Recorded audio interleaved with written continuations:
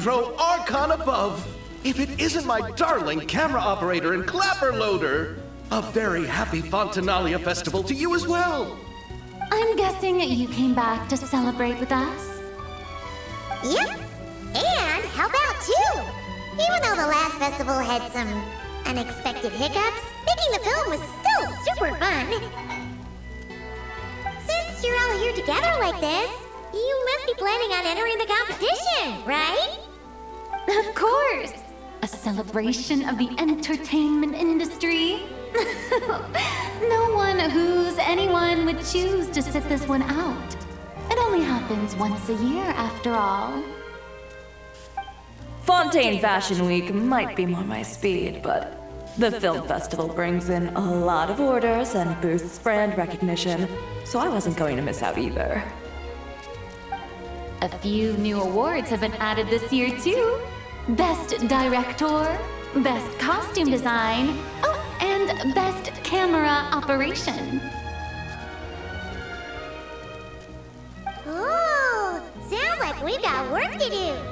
Come on, tell us! What's Musketeer Pictures film gonna be about? Oh, about that.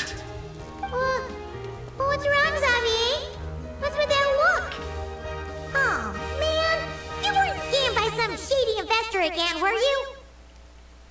No. Even I'm not naive enough to fall for something like that again. Besides, thanks to the fine people here, Musketeer Pictures has more than enough funds to shoot without investors. And yet problems persist. Huh? What do you mean? Well, we were planning to replicate our past success and shoot a film based on a popular novel. But as we were holding auditions for the female lead earlier today, a striking young mademoiselle wandered in by accident. Her disposition was simply ethereal. The look in her eyes somewhat melancholic. Oh, I wish you could have been there. The awe I felt can scarcely be put to words. You had to be there, friend. No matter where she stood, it was as if her surroundings, even the air itself, turned into the perfect shot. Guess you found your lead actress, then? No, quite the opposite. My script is entirely unworthy of her. I fear it is. Nevertheless, I couldn't help but approach the mademoiselle to ask about her background and what brought her to Fontaine. What did she say? Sadly, she said her best friend was gone. After returning to her own homeland not too long ago, she decided to visit where her friend was from to remember them better. Oh, no wonder she looked sad. Yes, but that's when it struck me. Why not cast her as the lead in a film centered around her search for this old friend? Huh? You're gonna rewrite the whole script? But is there even enough time? Isn't the prep work super complicated? We might not finish. Think about the difficulties we faced with the two Musketeers. We had to start from scratch back then, too. I'd say we're ahead of the game this time. Guess so, but... Don't worry, Paimon. Shiori and I have evaluated the proposal, and we support Xavier's decision. Oh, I won't really need to start on the costumes until the cast is finalized, so it's not too much extra work for me. Oh, fair mademoiselles. How can I ever thank you? Finishing the script would be a start. You know, compared to a commercial popcorn flick, I do prefer the idea of shooting a more artistic film. One that leaves a profound and lingering impact in the hearts of the audience. I agree. True trendsetters are the people who dare to go against the grain. Well, leave it to Director Verena to have a vision. Honestly, though, the artistic passion of everyone at Musketeer Pictures is inspiring. Anyway, now that we've heard so much about this lead actress, Paimon's gotta know who it is!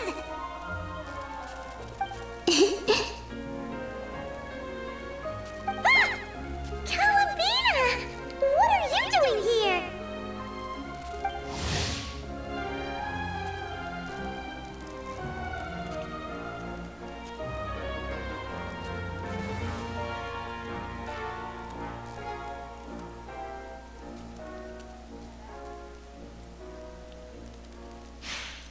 Hello. I was just walking past when I heard you talking about me, so I came over. Huh? You know Miss Columbina? Of course! Wait a second. Does this mean Columbina is the actress who inspired the whole rewrite?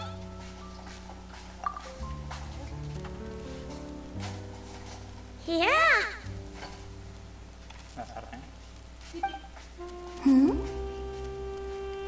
Wait, so did you make the trip by yourself, Columbina? Yes. I mentioned how I wanted to visit other nations once things settled down in NodKrai, remember? So I went to the curatorium to ask Never for advice. She told me about the film festival in Fontaine and said it might be fun to visit. I spoke to Llama before I left too, and she thought it was a great idea to get out for a bit. It's just, I received quite different travel advice from the two of them. Oh? How so? Well, Llama told me to go out and experience new things and make new friends. What a wonderful suggestion! That's how a trip should be. What about Never? She said, don't trust anyone and don't talk to strangers. Yeah, that sounds like her. I can understand that too. It shows this Nefer cares about you a great deal, Miss Columbina. Yes, so I plan on combining their advice. All I need to do is turn strangers into friends, and then I can talk to them. Huh. That kinda makes sense, but also not. Hey, Chiori. Oh, look who's back. Happy Fontinalia Festival, you two. Oh, looks like we have a superstar in our midst. How about an autograph, Big Shot? Haha, very funny. All settled then? Yep, the Duke gave his blessing, and I cleared it with the Udex. During the festival, inmates with good behavior will get a chance to spend some time on the outside. Under the stringent supervision of the Special Patrol, of course. Risley! It's been a while! Happy Fontinalia Festival! Does that mean Veronique and her brother will be at the festival? During a specific window of time, sure. Doesn't hurt to give the inmates something to look forward to. A little sun will do them some good, I think. This is a friend from your travels, I'm guessing. Thought I heard something along those lines? Great! We should make some introductions, huh? Chevron, Risley, this is Columbina, a friend we met in NodKrai. Welcome to Fontaine, Miss Columbina. I bet the weather's been quite an adjustment. Yeah.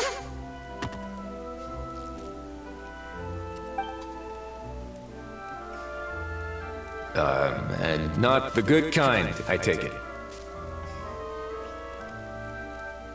No, I quite like it. It's a lot warmer than NodKrai. Then what was the punch for? Oh, should I not have done that? The flowers that bloom here are so vibrant, and the people are so kind. I just wanted to become friends as fast as possible. Ah, so that was meant as a gesture of friendship. Is that right, Miss Columbina? Mm-hmm. Isn't that what friends do? Right. Might have been a bit premature in this instance, though. Your friend here is quite the character.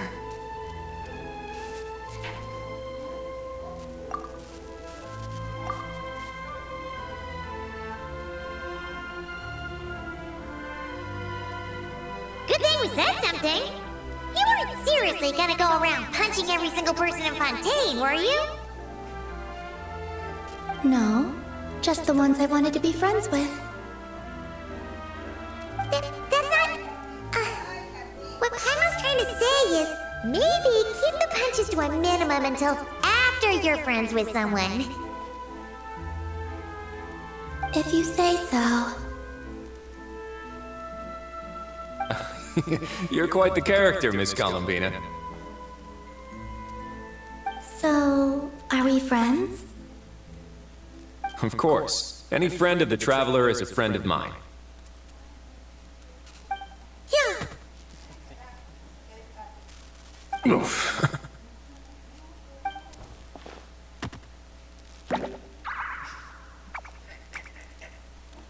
When it comes to friends, you sure know how to pick 'em.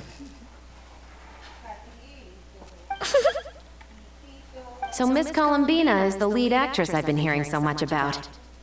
The whole thing about her aura is starting to make more sense. You gonna be part of the film this time too, Shivers? That was the plan. But now that Mr. Xavier has changed the direction, I don't think I'm in quite as many scenes. It's all for the best, though. A different crew asked me to help consult on some of their musket work. Oh, sounds like our trusty musketeer is as popular as ever. I'm just going where I'm needed. I'm more than willing to help with whatever this production needs as well. Ah, well, speaking of, would you happen to know if there are scenic locations around the court of Fontaine that other crews haven't booked? The festival's pretty popular this year, so there's not a lot left. You might just have to talk it over with the other productions and see if they'll let you squeeze in here and there. I see. Having trouble finding a filming location? Yes, we made a last-minute decision to go down a different route, so the indoor locations we reserved are no longer a good fit. And it looks like all of the best outdoor spots have been taken. You know, I might know a place. Good views, good atmosphere, and no production team has snatched it up. That sounds perfect! Where is it? You want me to reveal it just like that? Come on, let it be a surprise. As much as that sounds riveting, I think we should divide and conquer. You go do that, and Director Farina and I will take Miss Columbina around the city to discuss lighting and styling. Is that all right with you, Miss Columbina? Traveler?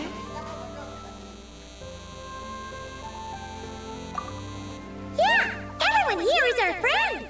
So don't worry about a thing and just focus on enjoying your trip. Okay. All right, then the Traveler and I will go check out this potential filming location. It might even give me some inspiration for the new script. I'll leave this to the Duke then. Until later, everyone. Maybe we'll run into each other on set. Okay then. Lead the way, Risley! Paimon's not built for suspense. Let's get this show on the road! Who said anything about roads? Huh?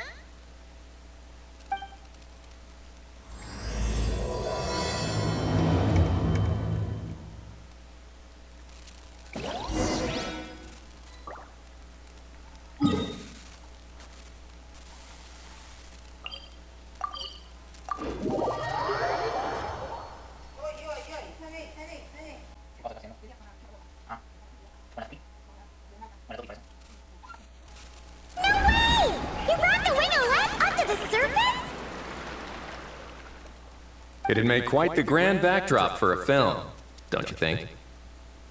Paimon's more focused on the fact that this thing is supposed to be underwater, inside the fortress of Meripede. True. and keeping up with the maintenance on a vessel this big is a lot of work. It takes a crazy amount of manpower just to keep it up and running. Oh, Paimon kind of thought it just sat there until you needed it. I wish it were that simple. The truth is, the maintenance costs on this thing are substantial. So we decided to rent it out during the festival to earn some extra mora. Besides, the inmates are the ones who keep it in good shape. Seeing the fruits of their labor put to use is a good form of social rehabilitation for them. Huh, you've really thought this through. What you think, Xavier? Is this a good place to shoot? I've got it! Good messieurs and mesdemoiselles, I've got it! Gonna take that as a yes. The beginning is the hardest part, and the opening of this film has been eluding me, but now I know just how it should start. Glad to hear it. Thanks for bringing us here, Risley. Don't thank me just yet. This isn't quite a done deal. Huh? Not a done deal as in someone already rented it out? You said no other production teams had snatched it up! This person isn't affiliated with the production team. The rental fee was high enough to scare off plenty of other film crews, but she didn't blink. Made quite the generous offer, and didn't even attempt to haggle. Do you know what she plans to use it for? I'd like to at least have a rough idea before going in to negotiate. I didn't ask for the details, but I did see what looked like a fishing permit and a business license on her desk. My guess is she's planning on using it for some kind of restaurant or aquarium. A floating restaurant is sure to attract people, but an aquarium sounds cool too. The views from the ship make it a great spot for a date. The wingelet might not be under my command right now, but it's always nice to see her admired. A film is sure to drum up some good publicity as well. I do hope we can work something out with the current captain. Well, guess we should head over and talk things out then. Best of luck.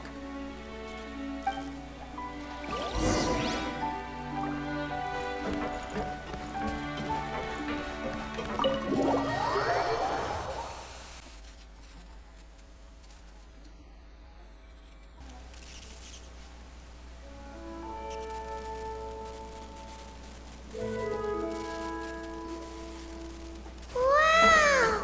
The wingelet seems even bigger up close. The rooms are so spacious. Wonder who rented it out. Hello? Anyone there? Perhaps the captain had business to attend to elsewhere. But why rent such a massive boat just to have it sit here without even leaving so much as a note? Let's try again. Anyone there? Hello? Seriously? Right now? What is it gonna take to get some decent sleep around here? Is a nap too much to ask for? Sorry, the aquarium's closed for the... Huh? See Lolly? Traveler! Paimon! Hold on!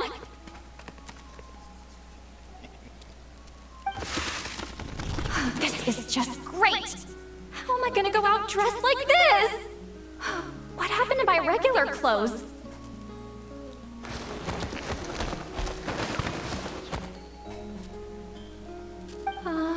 The wash! I put them in the wash after I drank too much and fell into the fountain. Oh, this can't be happening! Am I seriously gonna go out like this? Think we might have caught her at a bad time.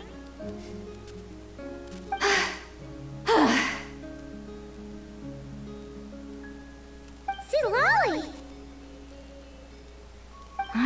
don't want to hear it. Hear what? A single word about what I'm wearing. No comments, none. Is that clear? Oh, yep. Crystal.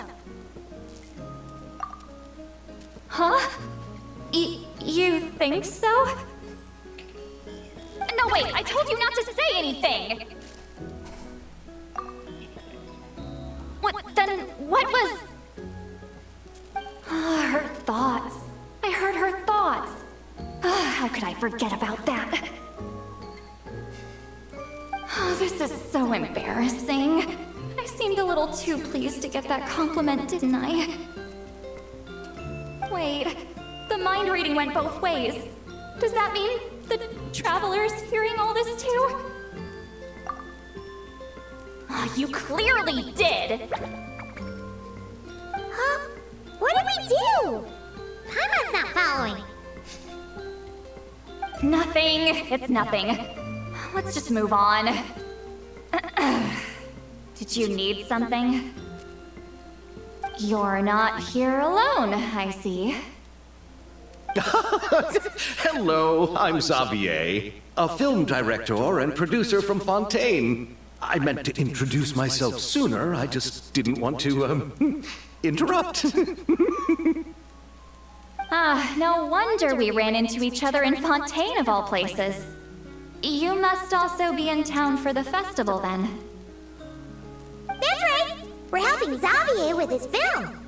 In fact, we were hoping to shoot some scenes on this boat. You're the one who rented it out, right, Lolly? Me? Rent a boat? I wish I had that kind of spare cash floating around. Not to mention the spare time. Don't get the wrong idea, though. I'm not here to sail off into the sunset and live out some cushy retirement life, okay? I'm not that old. Then why you dress like... how did you end up staying aboard the Wingolette? Well, I heard one of my favorite light novels was getting turned into a film, so I came to Fontaine to catch the premiere. Originally, I booked a room near the Opera Epiclese, but I'm quite particular about where I sleep these days. I think it's an age thing. And that bed? Oh, I just couldn't sleep in it. I tried to find a different hotel, but with the festival, everything was completely booked. Just as I was worried I'd have to sleep under a bridge or something, I happened to spot a help wanted sign on the side of the road. Oh, so you're here to take care of the boat? No, I was hired to man the front desk. The pay is a bit low, but food and drinks are covered. And it includes room and board during the festival. Plus, the job is simple. So I thought I'd give it a shot. Wow, they actually thought you'd be a good fit, huh? What? You don't think I'm cut out for it? All I have to do is tell people the aquarium isn't open yet. Other than that, I'm free to do whatever I want. It's a pretty sweet gig. That's all? Yeah, I was also kind of shocked. But it's not a lie. Head downstairs and see for yourselves. There's nothing but empty tanks. Not a marine animal in sight. Did your boss mention anything about being open to film crews using this space? Our production was hoping to film on the deck for a few scenes.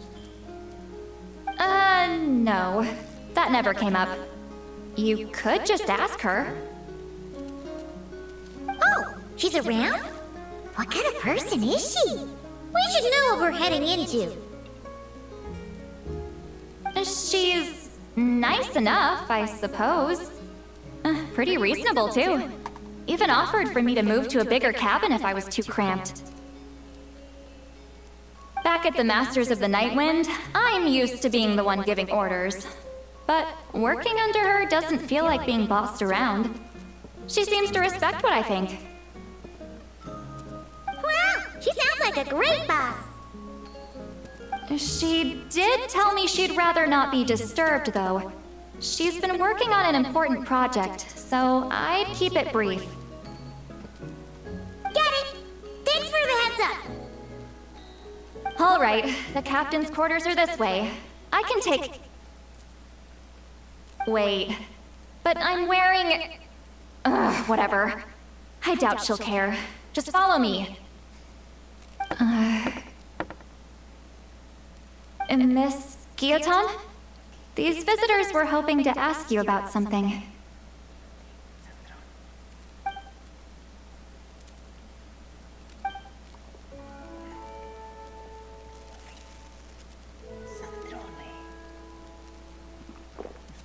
I thought I said to limit the interruptions. Just tell them the aquarium is still...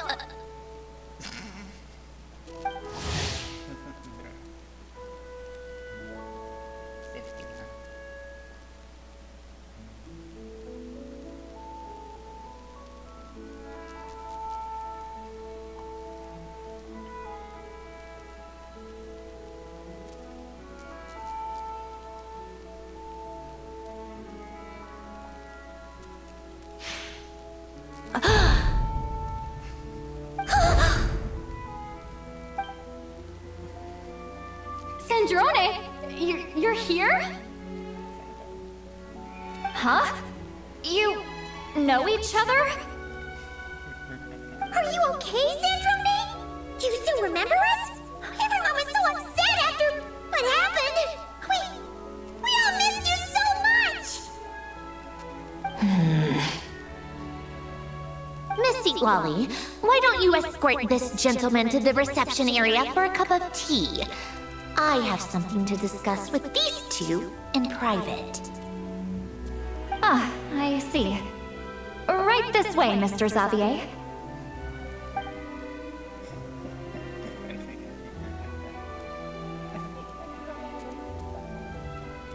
Sandrone? I really can't go anywhere without running into you two, can I? Are you okay? During the battle, your core, it was... Destroyed by that bastard Dottore. That's right. But as you can see, I'm fine now. No major issues. Or at least, there shouldn't be. Oh, what a relief! Why didn't you tell us sooner? Or come back to see your friends? Now that I have the chance, I just want to say... Thank you for saving me. Huh? Don't get the wrong idea.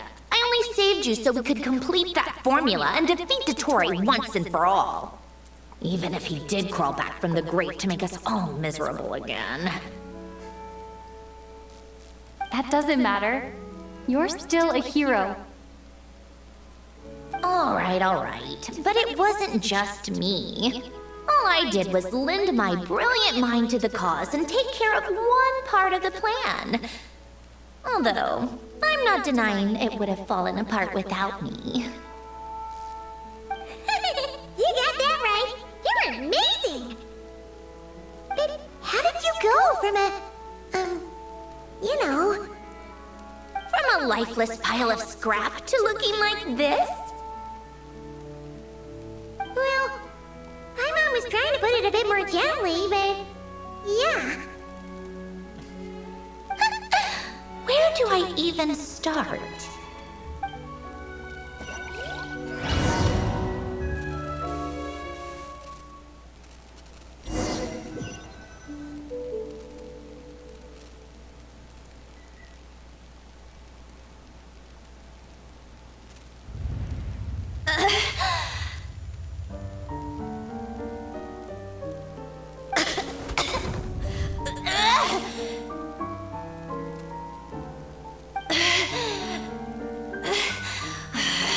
Curse it all!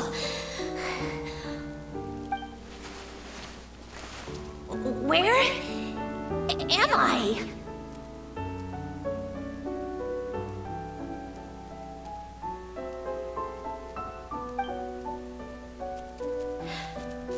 do it. How much time has passed? I'm not in one of that lunatic's experimental labs, am I? Wait.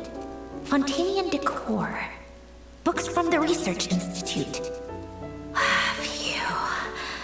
One thing at a time. Initiate self-diagnostics. Assess the extent of the damage. Cut power to compromised, non-essential components. Then reconstruct available action modules. Severe damage to the core.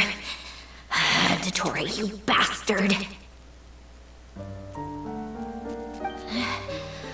Polonia?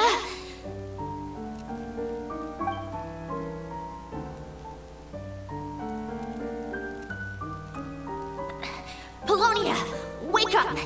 Activate!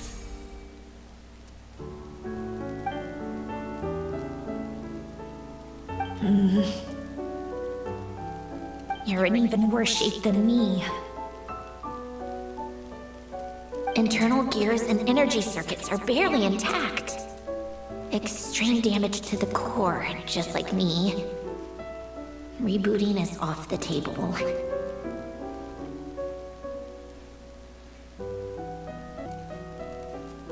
Even if I could repair the damage, I don't know if...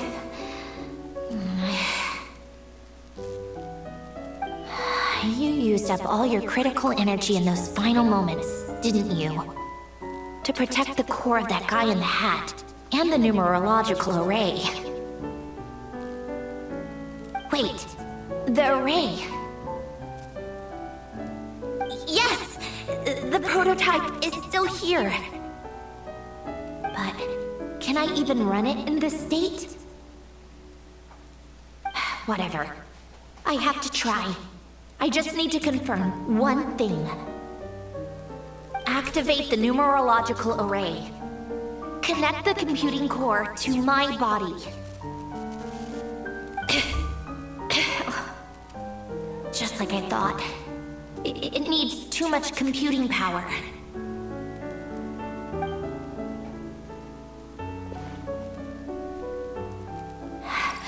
Cut off power supply to all functions except the thinking module.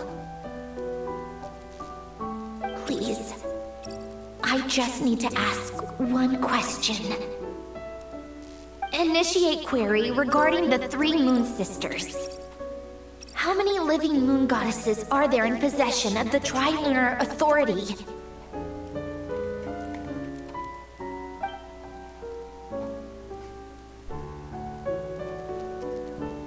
One. It worked. You did it, Columbina. You made it back.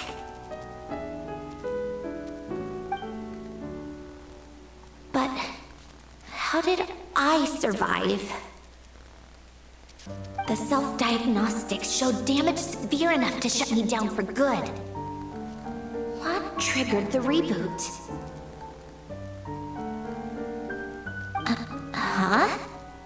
A built-in message, only visible after a core reboot. The final gift. Alain! Were you the one who gave me the second chance? But why now? What activated it? What is that? A vision? Wait, no. It's a stellar linchpin?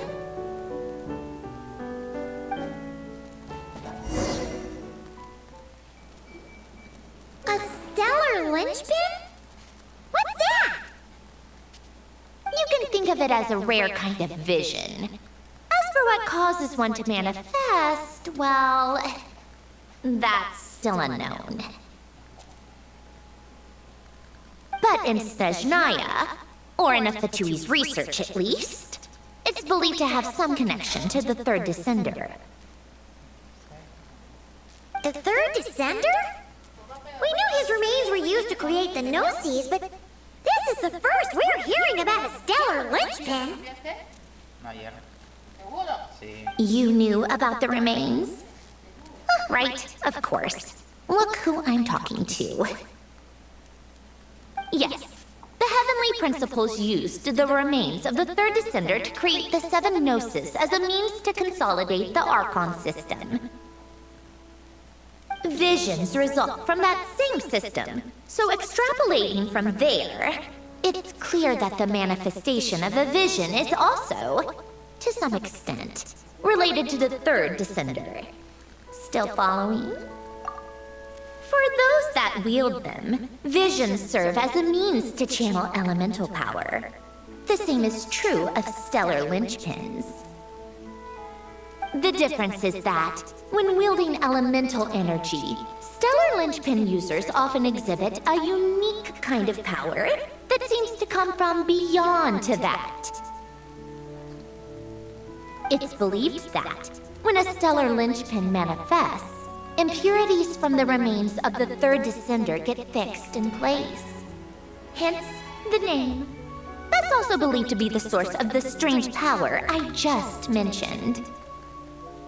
We've heard that visions can appear when someone has a really strong wish or desire. Stellar linchpins sound kind of similar, so does that mean... Huh? Oh, don't look at me like that. I've never had any grand wishes or aspirations. Just a list of things that drive me up the wall. So if you're asking why this thing appeared, I have no clue. All I know is that without it, the gift Alain left me, this built-in second chance, never would have triggered. The damage to my core was too severe. But thanks to the stellar linchpin's manifestation, it did trigger. And after my core rebooted, I was able to repair the damage to my body.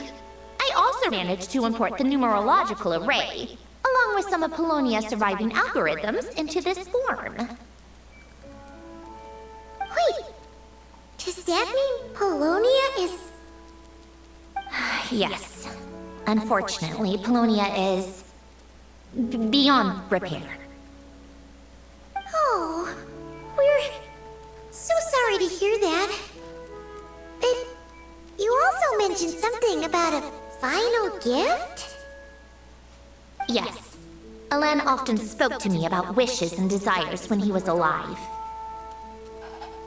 I suppose he thought there might come a day when I wished for something, and was willing to sacrifice my own life to fulfill it.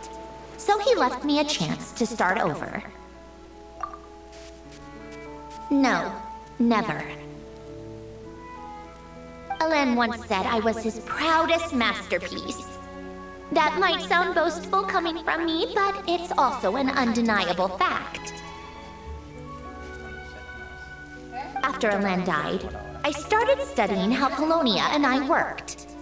Polonia is essentially a computational machine, so it wasn't difficult to figure out the mechanical principles there. But when it came to my own structure, that's when Alain, the Lord Artificer's true greatness, struck me once again. I attempted to imitate it when I created Catherine, but in the end, she turned out to be nothing more than a superficial replica. What? But his creations go! Catherine is super impressive! We were shocked when we first found out she was a puppet! No, she's nothing compared to what Alain was able to create. Some of the mechanical principles of my own core are still a complete mystery to me. Keeping that gift hidden wasn't even a challenge for him. Just a shame I had to waste it on fighting Dottore. I just couldn't stand the thought of him coming out on top. If you put it that way, the world owes me a whole lot then, doesn't it? Wait, but all this still doesn't explain what you're doing here. Risley said you rented the ship and even had some kind of fishing permit? That's because I'm trying to go back to the place Alain and I lived when he was alive. My former home, I suppose you could say. The second chance wasn't the only part of the gift. According to the message, Alain left me a few other things that are stored in the house we share together. I'm hoping that whatever he left me can help fix certain anomalies in my rebooted core. And help me understand why I received a stellar linchpin in the first place. Okay, so go back then. What does that have to do with fishing? And to think I'm talking to the saviors of Fontaine. Did you forget that the water levels have been rising for centuries? I can't just go back to the place I used to live because now it's underwater. Oh, right. With the rising water levels and changes in terrain, it's not just a matter of finding where it is, but also clearing away any sediment or debris. But Fontaine law prohibits unauthorized individuals and organizations from excavating underwater ruins. A Melazine caught me the minute I even made an attempt. Why not apply for authorization then? And face the endless slog of Fontainian bureaucracy. No thanks. Besides, I'm a Fatui harbinger. The diplomatic implications alone would be enough to give the gestionnaires at the Palais Mermonia a headache. A fishing permit, on the other hand, isn't difficult to obtain at all. Minimal paperwork required, and under the name Guillotin, the application was a cinch. So you're exploiting a legal loophole? Am I? That underwater home belongs to me. If I happen to chance upon it while doing some fishing, what's the issue with that? Of course, I do have to catch some fish to put in the aquarium, just in case the gestionnaires come to check up on things. That's also the reason I hired someone to man the front desk. Huh? But isn't that kind of a waste? He went to all the trouble of getting a business license and rented out this giant ship. Just for show?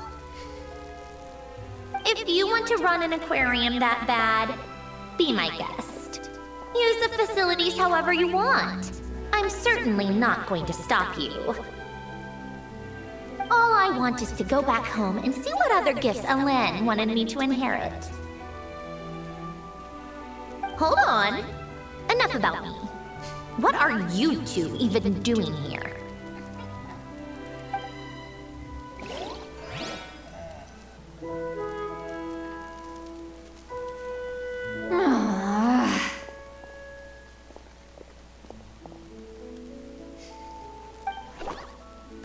Seriously? They've been in there forever. The reaction when they saw each other was strange, to say the least. You're lucky I was nice enough to leave the room and give them some space. Back in the Masters of the Nightwind, I'm the one who gets to kick people out. I just want to know what they're talking about. Should I cast a little eavesdropping spell? No, what am I thinking? I'm Granny Eastly, the great shaman of the Masters of the Nightwind. I can't do something like that. This is just ridiculous. Making me wait out here for so long? Where's their respect for their elders? Ah, here they are. Were you back there arguing or something? What took you so long? The two of you are already acquainted with Miss Guillotin, then? Oh, yeah. But don't worry, we got everything sorted. Sandrone agreed to let us shoot on the ship, but it has to be when she's not here. When she's not here? That's right. You'll excuse me if I didn't exactly ask for this little reunion. I wasn't planning on seeing anyone. Like I said, my core is severely damaged. Even with the gift, there are anomalies that are making things unstable. I don't even know if I can continue to function without issues. So the priority is to fix these anomalies and get answers to my own questions. Then, I can see the people that need seeing. Anyway, just let Sandrone know when you plan to film Xavier, and she'll, steer clear. I do hope I'm not causing Miss Guillotine too much trouble. No! She just wants to keep a low profile for her own, complicated reasons. She doesn't want anyone else to know she's here. Understood. I'll be sure to keep that in mind. Oh, and see Lolly? Huh?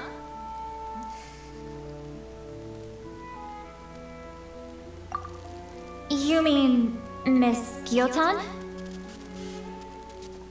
What does she want? Oh, please don't let it be about the pajamas.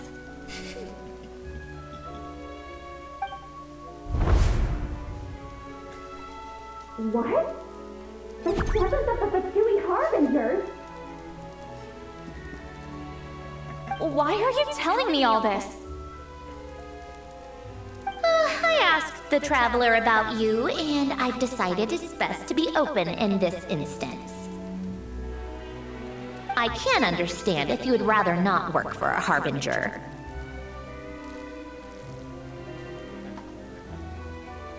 Regardless, the room on the ship is yours to keep. You're an acquaintance of the Traveler, and I plan to honor that. Wait, she's actually nice?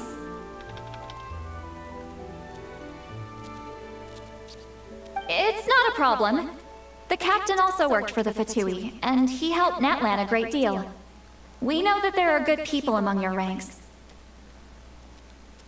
Besides, I've been around long enough to know what it means to earn one's keep. This isn't Natlan, and I don't expect special treatment. Besides, sitting at a desk isn't exactly back-breaking work. I appreciate that perspective, great shaman. Seat Lolly. Just call me Seat Lolly. That title makes me sound so... old. Well, Seat Lolly, the Traveler and I are looking for something, so we'll be heading underwater together soon. I'll leave the ship in your care while we're gone.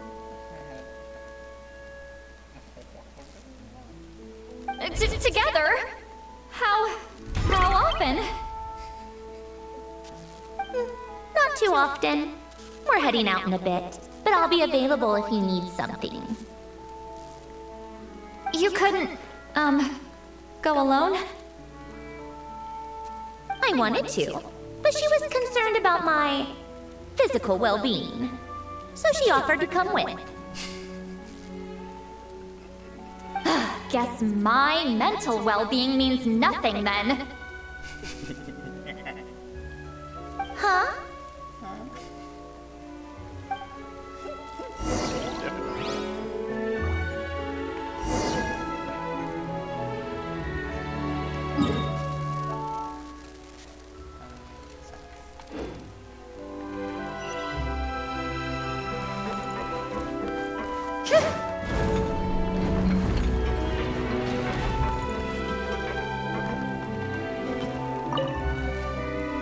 All right.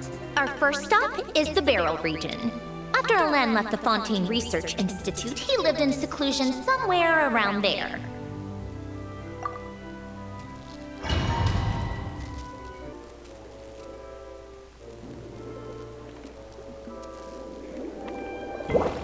Huh. This place has changed a lot. Guess I really have been gone for a long time.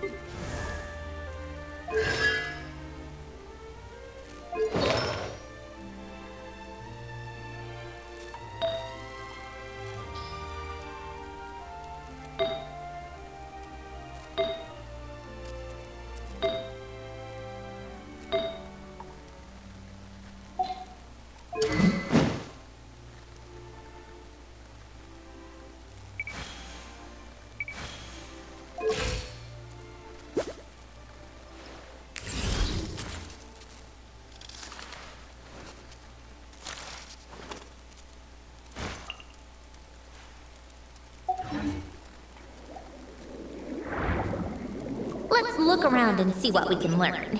Oh, and don't forget to catch a few to take back. We need to keep up appearances, remember?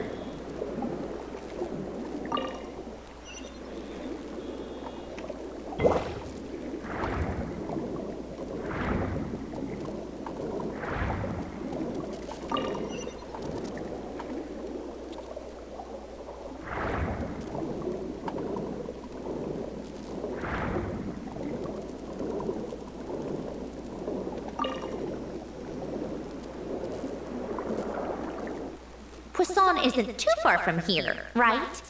It's all a bit nostalgic, I guess. Back when I lived here, all this was still above water. All right, I have a general understanding of the terrain changes and sediment accumulation. We can stop here for now.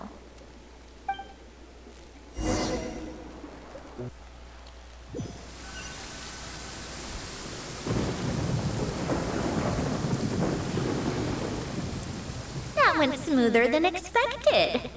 I appreciate the help. No problem. You doing okay though, Sandrone? Seeing your home look nothing like you remember, that can't be easy. I'm fine. Times change. People change. That's the one thing you can actually count on. I made peace with that a long time ago. You should head back and put them in the aquarium tanks. We finished ahead of schedule, so your crew is probably still on the ship. I'll follow in a bit. Right. Xavier said he was gonna test out a couple of shots.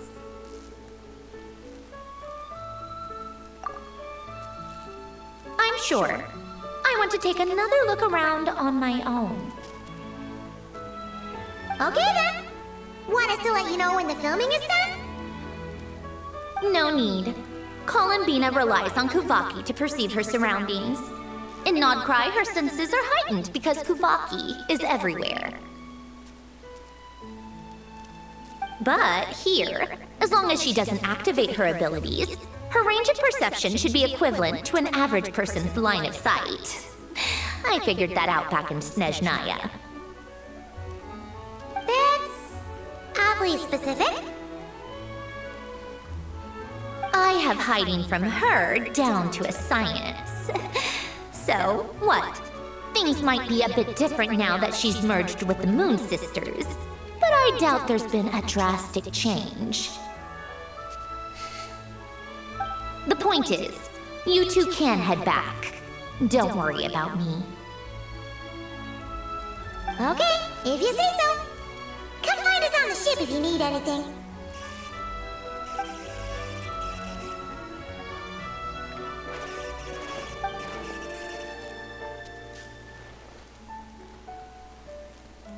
What did you leave for me, Alain? Did you know I would come back? Or did you make it so I would have to?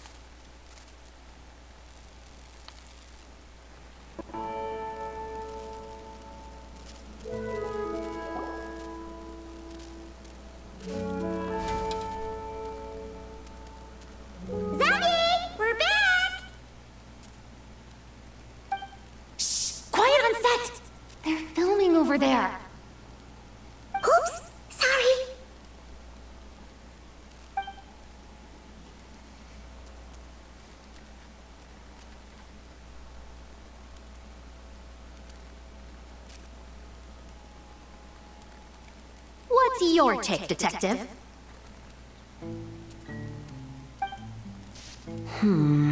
Bullet wound to the chest.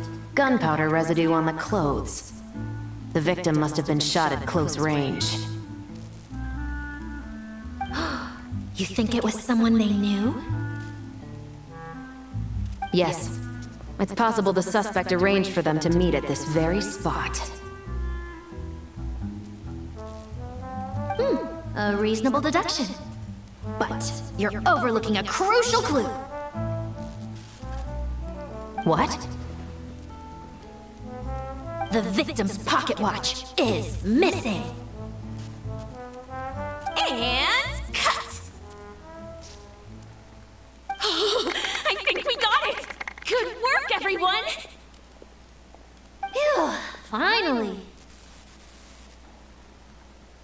Acting was nerve-wracking for me when I first tried it too.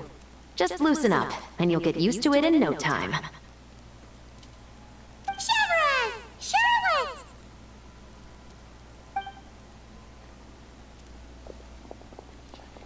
Oh, hello there, you two! You're filming here too? Oh, so Charlotte's crew must have been the one that asked you to help out, huh, Chevron? Yep. They heard about a potential filming location and wanted to come check it out. But when we got here, your crew had already beaten us to it. Luckily, Xavier and our director, Lapine Pauline, go way back. In the end, we agreed to just share each other's filming locations. Considering all the last-minute changes, that's just what Musketeer Pictures needed. For sure! Based off the scene just now, you must be the star of the film, Charlotte! You bet! This detective costume really suits me, don't you think? Oh, for sure. You're already right at home lurking in the shadows taking pictures of this and that. Add a notepad and you're practically method. Thanks, Miss Chiori. I appreciate the compliment. That didn't sound much like a compliment to Paimon. So this is a film set? It looks like a very happy place. This must all be quite new to you, Miss Columbina. Yes. I watched a few films with a friend once, but she thought there was no point if I wouldn't open my eyes. So she stopped inviting me. Looks like I missed out on a lot. True, but being an actor seems like a tough job. Huh? Most people would swap lives with an actor in a heartbeat. The lifestyle is so glamorous, and the pay is more than generous. But they have to act out lives that aren't their own, with the whole world watching on in judgment. If they don't do it justice, it must feel like they're letting people down. That's exactly how it feels. This young lady has quite the unique perspective. Well, that's true. But these actors are here because they want to be and they think it's fun. Most of them, at least. Not to mention, the film we're shooting is based entirely on you, Miss Columbina. You just need to be true to yourself. I don't have to pretend to be someone I'm not? Not at all. Authenticity is what we're after. For example, this first scene opens with you on the boat, sailing to your friend's homeland. You just need to think about that moment in the story and picture how you would feel. Oh, okay. We're all here? Wonderful! Let's head to the deck and get shooting.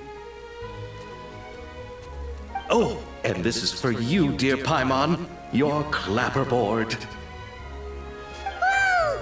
Is this the same one Paimon used for the Two Musketeers?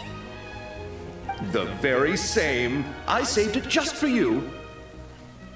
Thanks, Xavier! Feels like being reunited with an old friend. Of course! That said, I have a different job in mind for you this time, traveler. Our film is focusing on a single protagonist, so conveying the subtle changes in her state of mind is of the utmost importance. In addition to the actor's own performance, another way we can convey that is through lighting. Huh? But there's already a lighting specialist, isn't there? Yes, but it's clear the Traveler and Miss Columbina share a deep bond. You might have a better chance of understanding her frame of mind in certain scenes. Oh, that makes sense. So, what do you say? Willing to take on the role of lighting specialist?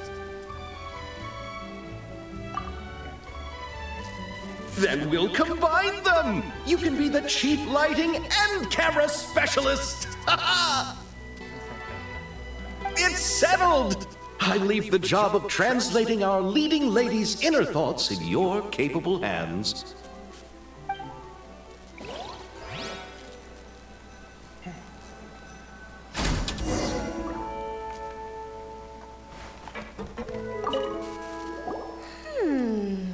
Seeing all the sets in place, things are looking even better than I expected. The actors are doing great too. Editing it all together is gonna be a piece of cake. Bet I can finish it in one night. Hi, Lupine. Hey, you're back! The timing couldn't be more perfect. If there's one thing you absolutely can't miss, it's the Fontinalia Film Festival. That's so cool. It's all thanks to my apprentice, Nanette. She's the one who told me to read Great Detective Herlock in the first place. And then it struck me. This would make a great film. What about your savings, though? You didn't... Yep, I went all in.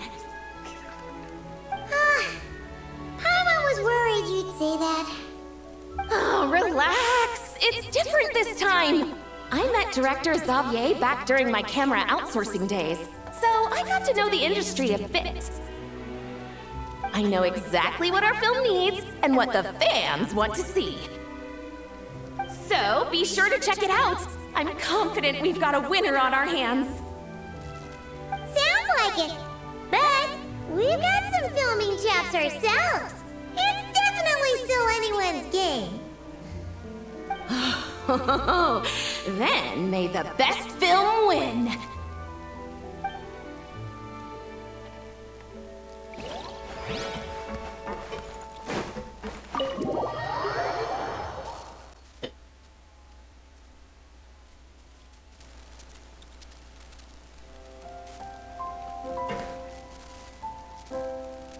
All right, without any further ado, it's time for production on our film, A Homecoming, to officially begin!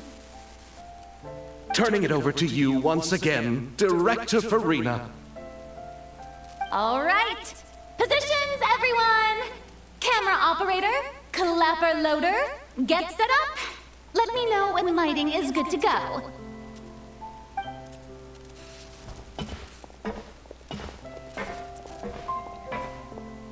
All you need to worry about, Miss Columbina, is hitting your mark. Other than that, just focus on immersing yourself in the emotions of the moment. Okay. Good. Lighting, are we ready?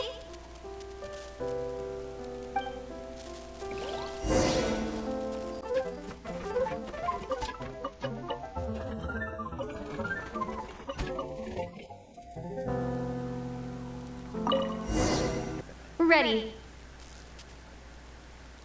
All right, quiet on set. 3, 2, 1, action!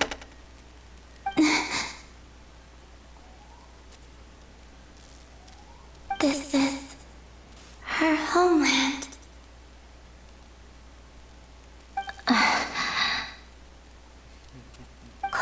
Colombina.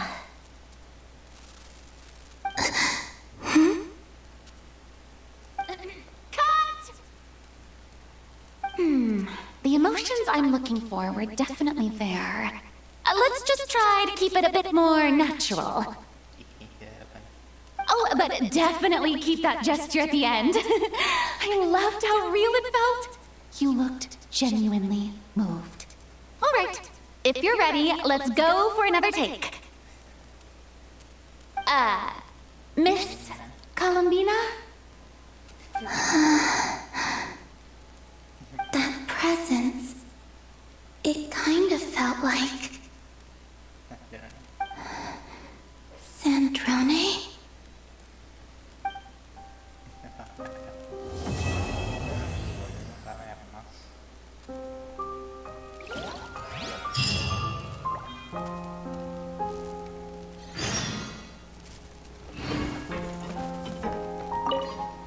Terrific performance, Miss Colombina! Truly excellent work. Thank you, Director Verano. You really don't mind me not taking off my eye mask? Not at all. Xavier and I already talked it over. The character is based on you, so there's no need to change what you're accustomed to doing. Besides, the mask could become one of the defining traits of our film's leading lady. Just like you suggested, we'll leave the reveal to the more important moments.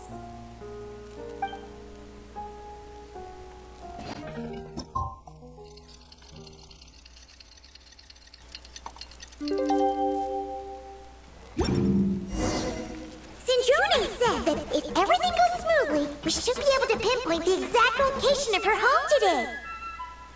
Let's head to the wing Alain and meet up with her.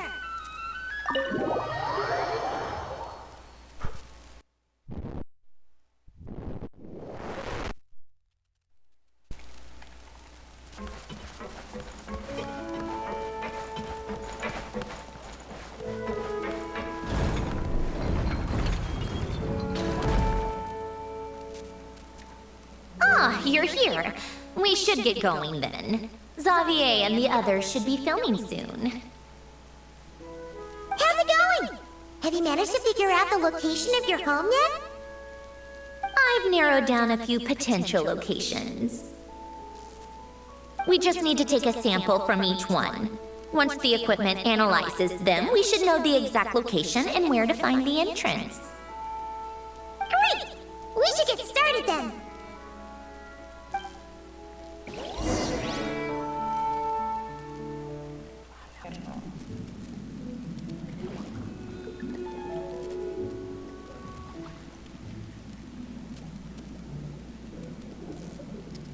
All right, let's get a move on. That should do it. Let's head back. The filming should be just about done. We made good time. We might even know the location by the end of the day. You sound pretty happy about that. Do I? I suppose I've just had enough of these anomalies I've been dealing with. The sooner I can fix them, the better. Anyway, enough chit-chat. We have work to do. Oh, but let's head in through the side door. I don't want to run into the crew on the deck.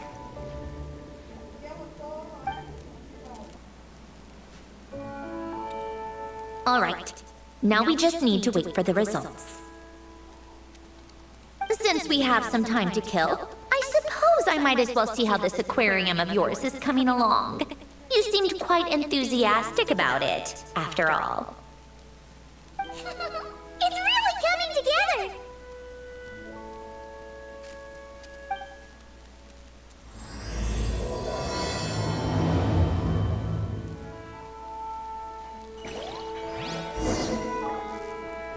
No tengo hambre ahorita porque he comido el esto.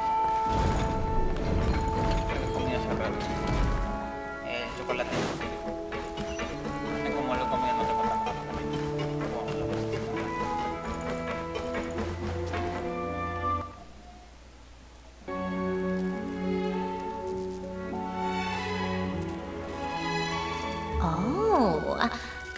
impressive, actually. These must be the ones we caught the first time we went underwater. Like it? That's fine, I guess. Nothing special. Come on! It sounded like you really liked it just now! You're that proud of it? Is this a sense of accomplishment or something? Well, yeah. And it's pretty! You know it's gonna be gone soon, though, right? What do you mean? After the festival, this ship will be returned to the fortress of Meripede, and this aquarium will be no more. So? So, no matter how much work you put into this place, once the festival is over, it's all just going to disappear. But not making the most of it when we have the chance is an even bigger waste! But if you know it's all going to be gone one day, why even bother?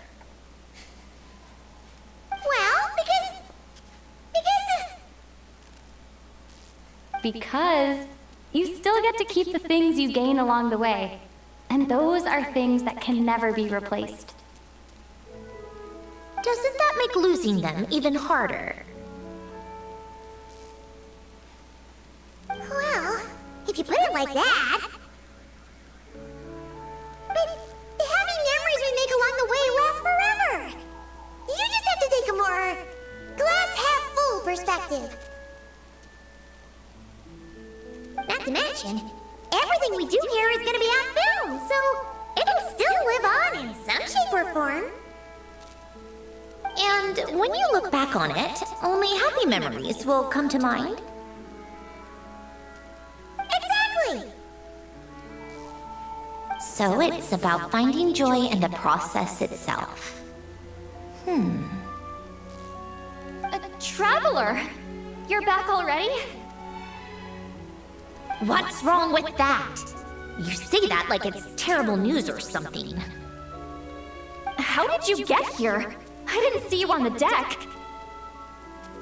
Oh, never mind. We need to help Miss Guillotin hide ASAP. The crew is heading over here to shoot any second. What? They should be done by now. There was a mishap earlier that cost them some time. I was waiting on deck so I could warn you the minute you showed up. Anyway, you should head back to the captain's cabin right away. They're gonna be here any minute now. Finally! That's a wrap for the scenes on the deck. Wouldn't have taken half as long if the wind hadn't snapped our equipment in two.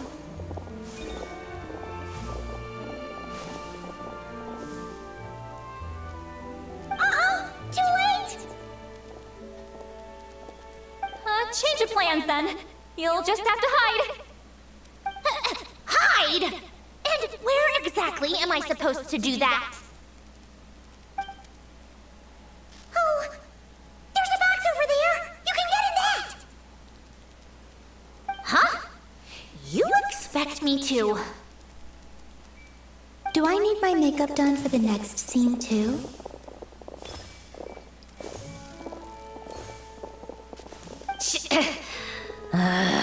For the love of... Let me see. Maybe just a quick touch-up. Huh? Traveler and Paimon? What are you doing here? I thought you took the day off to take care of something. Huh? Oh, well, it didn't take as long as we were expecting, so we came back early. What about you guys? You're still not done shooting for the day? No, we ran into an issue that, set us back. It meant Miss Charlotte's crew wasn't able to wrap either. We both still have scenes to shoot in this aquarium. Oh, that's not ideal. For several reasons. Let us help then. The sooner we wrap, the sooner everyone can get some rest. All right. Thanks, you two. Miss Charlotte's crew can go first then. If I'm not mistaken, you still have a night shoot later. Thanks, Director Farina! Of course! Fellow artists should help each other out where we can. Agreed! Well then, camera, lights, get set up! Actors, give your lines a quick once-over. Let's try to get this in one take.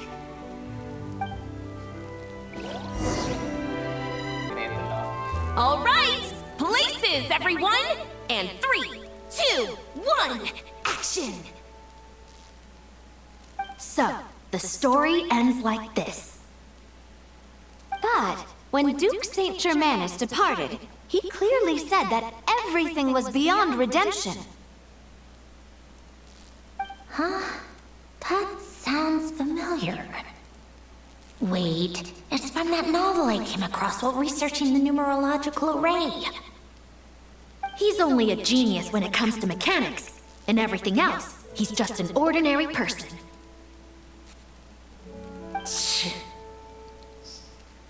Huh? What was that noise?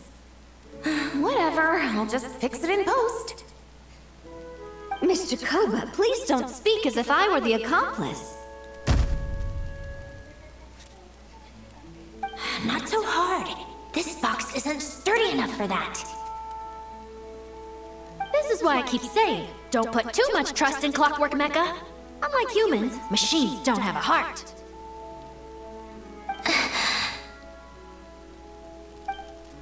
A heart? That's right.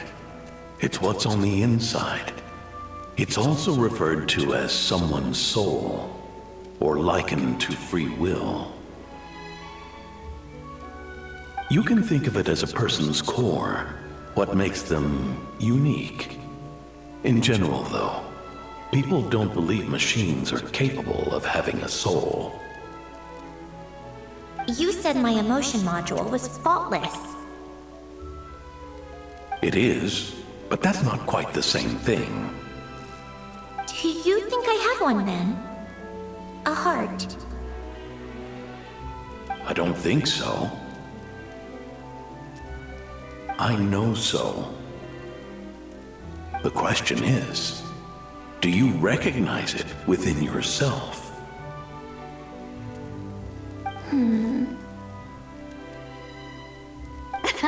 That's where you're wrong. I can't believe this. Forcing me to hide in a box and listen to this drivel. Me. In the end, clocks tick through tranquil years. Fish swim in crystalline springs. No matter how grand a dream is, it will fade away like this. Forlorn, wordless, silent. And cut. Whew, that was a long one. What did you think?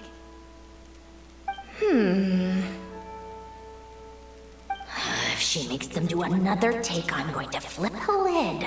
And not just the one to this box.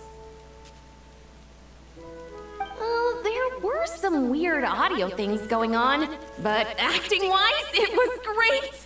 It's a keeper. Perfect. That means I can get out of this box. It's our turn.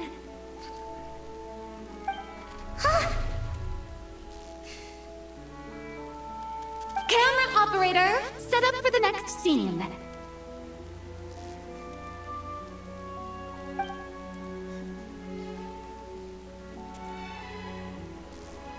In this one, our protagonist peruses an aquarium in a foreign land and gets swept up in memories of her friend. So, in terms of lighting, that's the vibe we're going for. Got that? Shoot, I thought there'd be a break and Sandrone could slip away. What are we gonna do now?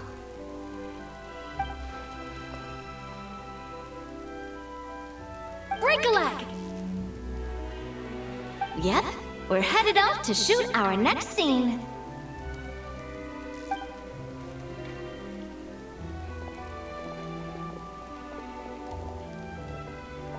All right, quiet on set. We're about to start rolling. Ready, Miss Columbina?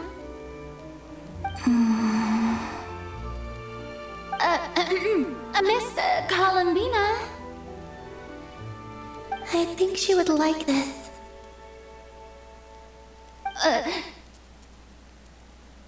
Quick, we should roll on this. It doesn't forage with the others, or prey upon its smaller kin. Instead, it remains where it is, cradled in the coral's quiet beauty, as though the raging cyclones above are of no consequence.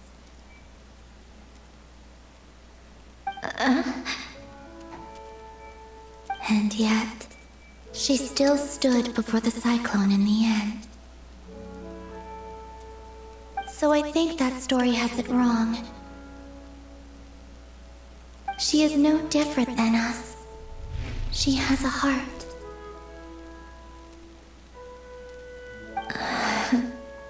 Columbina.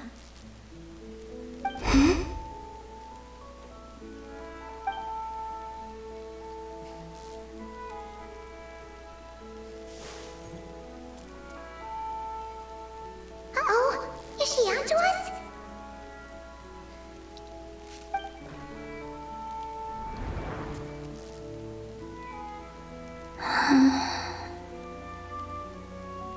What is she doing? Cut! You okay, Columbina?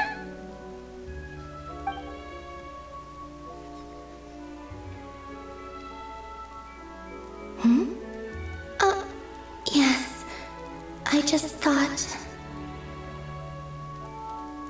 Why don't we take a short break? It's been a long day of shooting so far. That last take was beautifully organic, though. We can use it as is. No need to go again. Thanks, Director Verano. But I'm fine to continue. You're sure? In that case, let's shoot some quick B-roll. Then we can move to our next outdoor scene.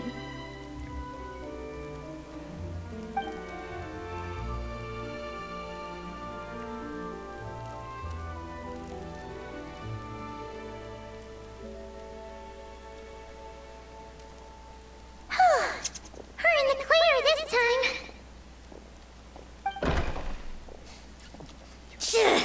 Ugh! Absolutely suffocating. You okay, Sandrone? Right as rain. Come on, let's go check the test results. It's time for me to go home.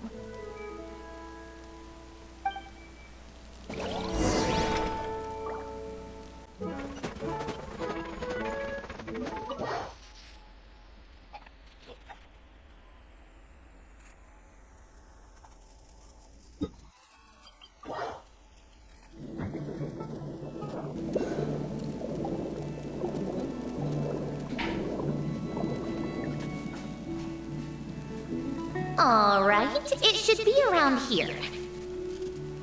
Give me some space. I'll activate the water insulating mechanism.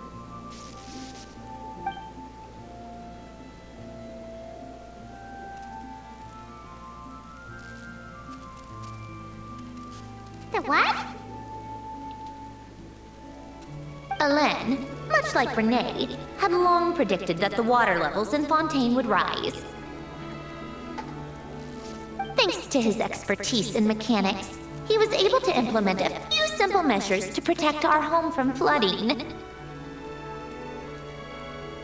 I told him there was no need, that I would just move when the water rose too high. But it would seem he knew a day like this would come.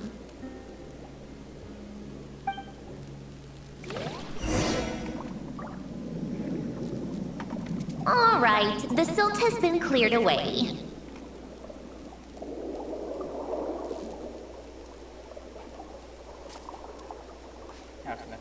Go activate the mechanism for the first sluice gate.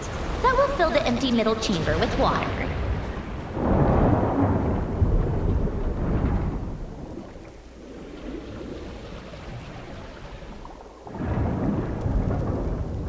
Alright, now turn on the drainage mechanism in front of the second sluice gate, and this chamber will become empty once again.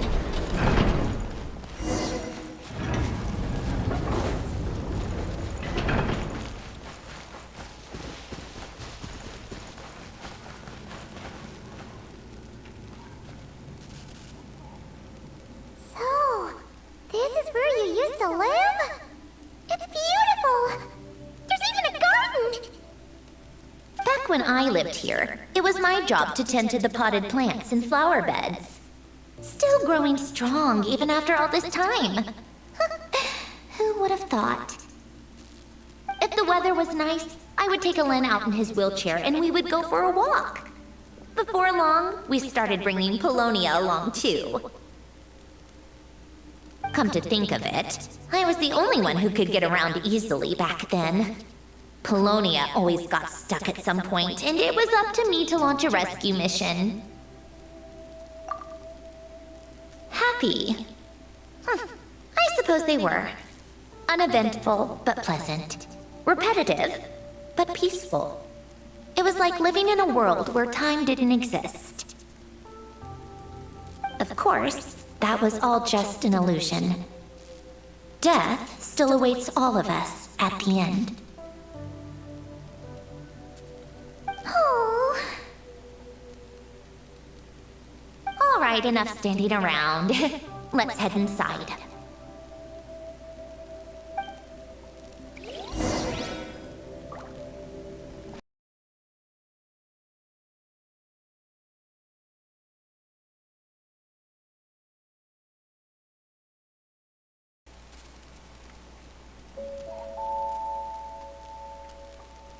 Yep, this place is exactly how I left it.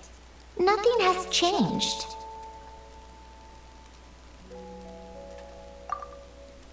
What is it? Huh? How did you get... Oh, Arlecchino gave it to you, didn't she? And you... read the whole thing. Just so you know, a lot of that was written a long time ago.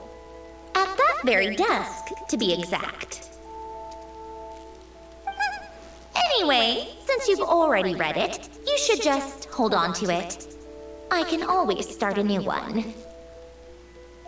Well, feel free to look around. I'm going to start looking for the gift Alain mentioned. Oh, but be careful with the stuff around here. I'm not saying you can't touch anything. Just try not to choke on the dust.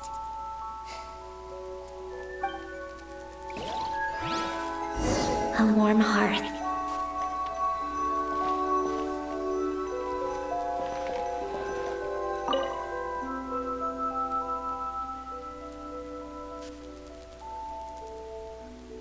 Oh, I played with these when I was little. During the first few months after I was created, I mean.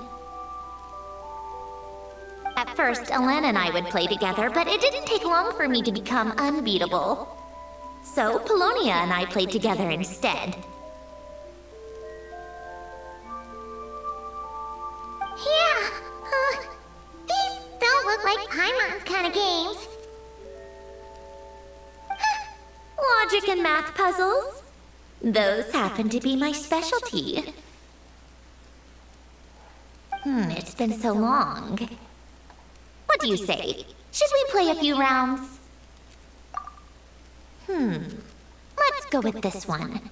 The gears on the left are stacked from largest to smallest. The goal is to move them to the other side in the fewest number of moves. Ah, la mierda. Just remember, you can't stack a bigger gear on top of a smaller one. Ah, la micha. Ah, la mierda.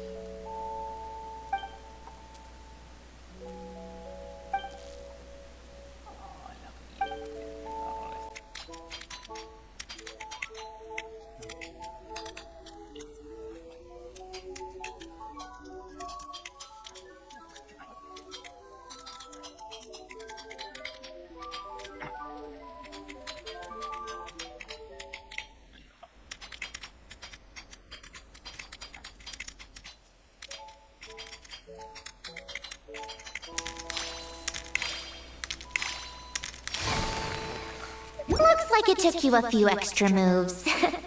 My first attempt was the same. You'll get better with practice. Well, what did you think of the game? Well, these kinds of puzzles aren't for everyone. I suppose my upbringing wasn't exactly conventional in that sense.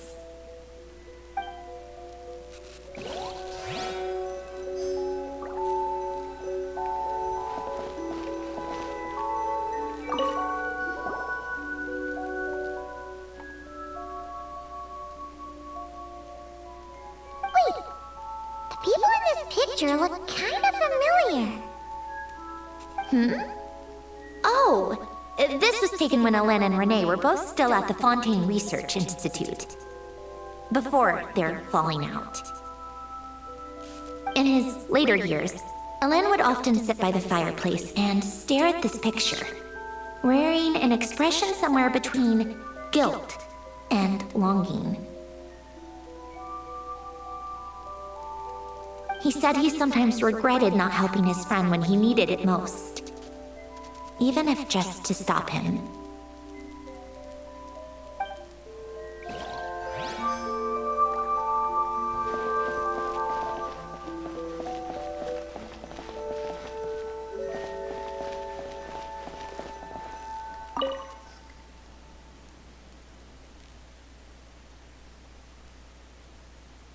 Oh, these are some of Alain's drafts from his later years. Just casual doodles, really. And these are just some unimportant letters. I couldn't be bothered to sort through them before I left.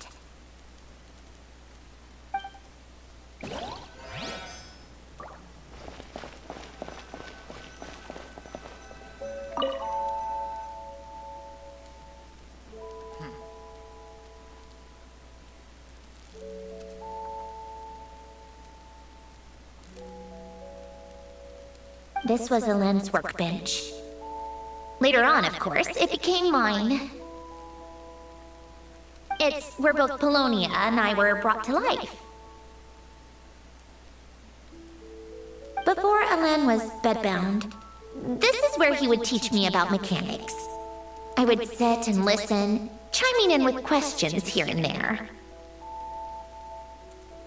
Later on, when he got too sick, I took over and would work on Polonia here.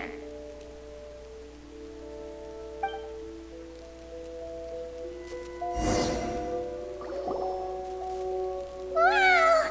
This house is filled with so many memories! It's so cozy and charming! You should have seen it at its prime, when people actually lived here. A lit fireplace, a steaming cup of coffee. That's the real deal. You know, we also used to have a mechanical piano that Alain built.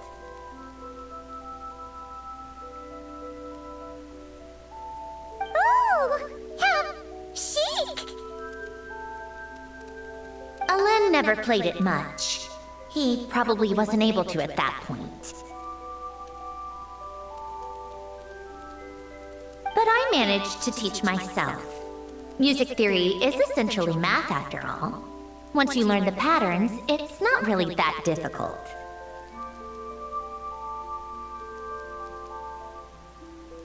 I loved perusing Alain's collection of classical music. The chords and harmonies felt like individual mathematical puzzles. It was fascinating. So I did some composing as well. But as Alain continued to deteriorate, even the sound of music began to grate on his nerves. So I got rid of the piano. Aww. Back then, I assumed a piano was like an ordinary clothing rack, commonplace in every home and easily replaceable. It was only after I left that I realized how hard a good piano is to find. Enough about that. Alain's gift should be just in here. The only things undisturbed before I left were a few of his personal belongings.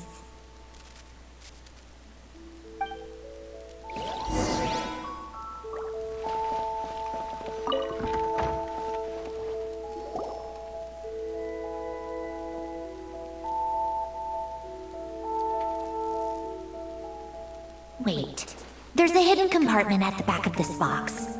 Looks like it's locked with some kind of gear mechanism.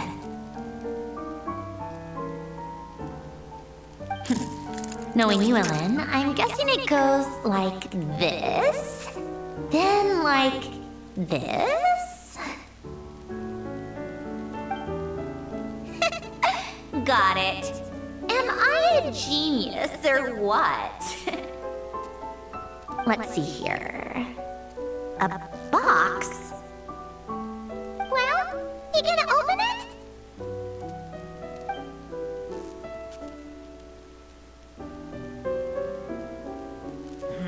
It's heavier than I was expecting. Just how much stuff is in here?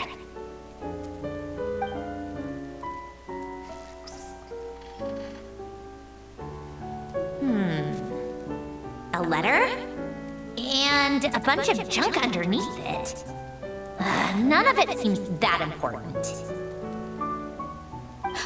Wait a second. This should be it.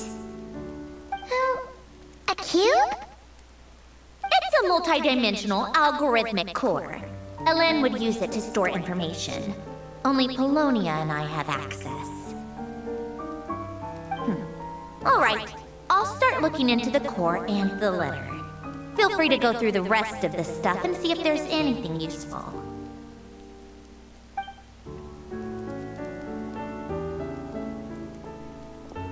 Okay. Hold on. There's another picture in here. This one has writing on the back. A snapshot of you playing among the plants shortly after you were born. You seem to like these flowers a lot. May you grow and flourish just as they do. Huh?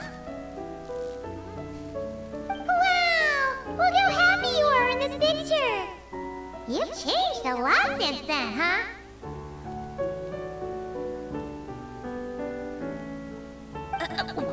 What's that supposed to mean? Just that you come off kind of aggressive sometimes, or, you know, annoyed at everyone around you? Well then, people should stop being so annoying. It's not like I'm the one with the problem. Of course not. Oh, here's something else. Looks like a piece of paper torn out from somewhere.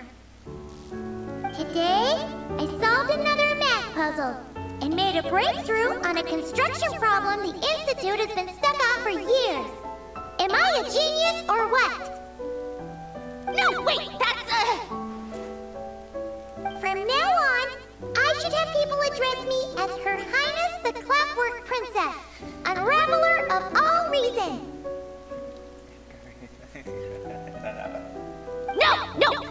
No more of that. I thought I tore this page out. You wrote this? Then how did it get... Wait, there's more writing at the bottom. You seem to have developed a distaste for this particular entry, considering I found it in the trash. I'm sorry, but I could not help but hold on to it. Forgive me. Alain! Don't be embarrassed. Everyone goes through a phase like that. Nonsense. I wasn't even the one who wrote that. It must have been Polonia. That's enough. I told you it was Polonia. You know what? We're done with this. No more wrangling around in the box.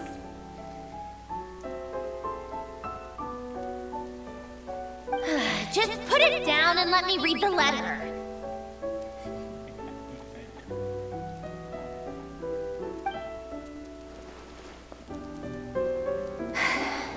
To my little clockwork princess. Not another word. Got that? If you're reading this, You've most likely received the gift I left for you. I just hope you didn't stumble across all this while cleaning out my effects or something trivial like that. I once asked if there was something you wished for. Do you remember that? I wonder if time has changed your answer. Regardless, I have another gift. A formula that will allow you to come face to face with the anomaly inside of you. If you even still call her that. Why this gift? To understand that, allow me to wax poetic on the soul once again. I would ask you to stick with me until the end, but I know you will.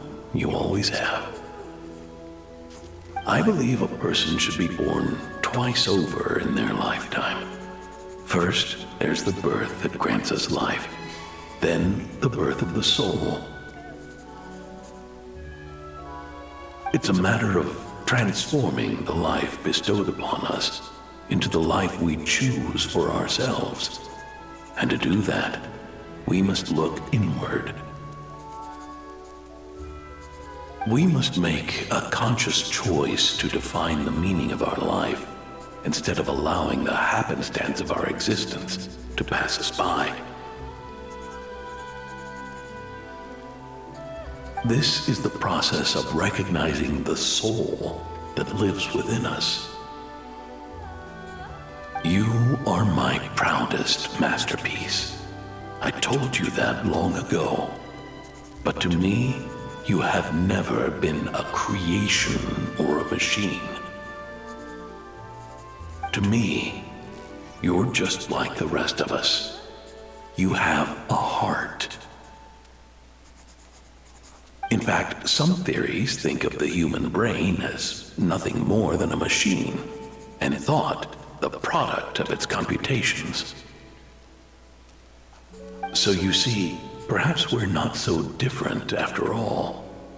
Your inner machinery is just far more advanced than most. No matter how one looks at it, the heart is a complex thing. A place where logic and reason collide with our emotions. Your computational capacity allowed you to become sentient and develop logical reasoning. But it also granted you something that, on the surface, might seem contradictory. Emotion.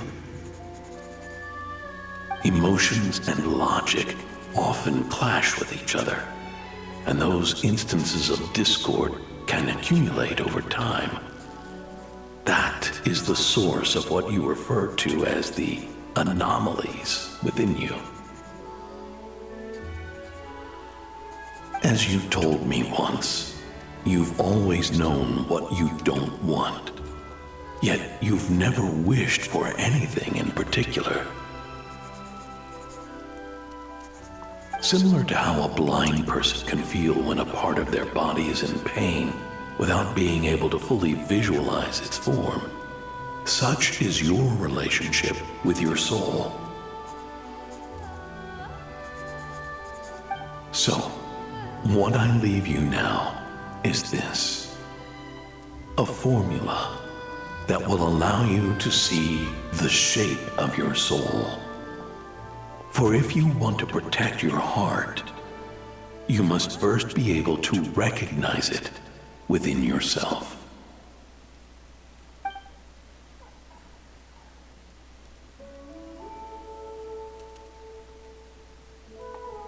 Of course.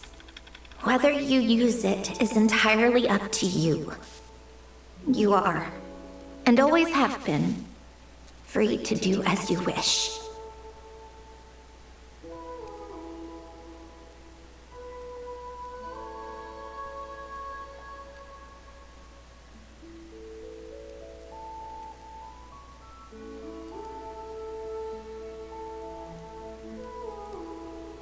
Regardless, whether by my formula or some other means, I trust you will know your heart one day. You always were a fast learner, and the smartest person I've ever known. Alain. Oh.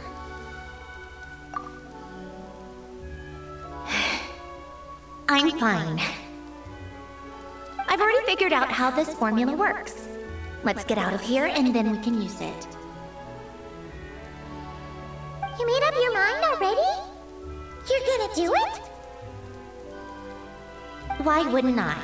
Resolving the anomalies within my core is the reason I came here in the first place. No, I can do this on my own.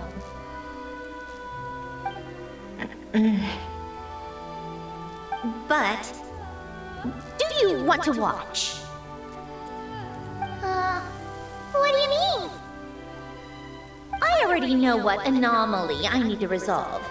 Like Alain said, she's an amalgamation of all the times my logic algorithms have clashed with my emotions. And by resolve, you mean that literally? Or... Yes. But if you, let us in like that, wouldn't that mean letting us see a bunch of your, you know, inner thoughts and secrets? If what Alain said is true, then I'm about to be... born anew. Or whatever. This is your chance to be lucky enough to witness it. Besides, you already read my whole diary. When it comes to keeping my innermost thoughts to myself, well, I think that ship has sailed. You really sure about this? How many times do I have to say it? I finally let you in as...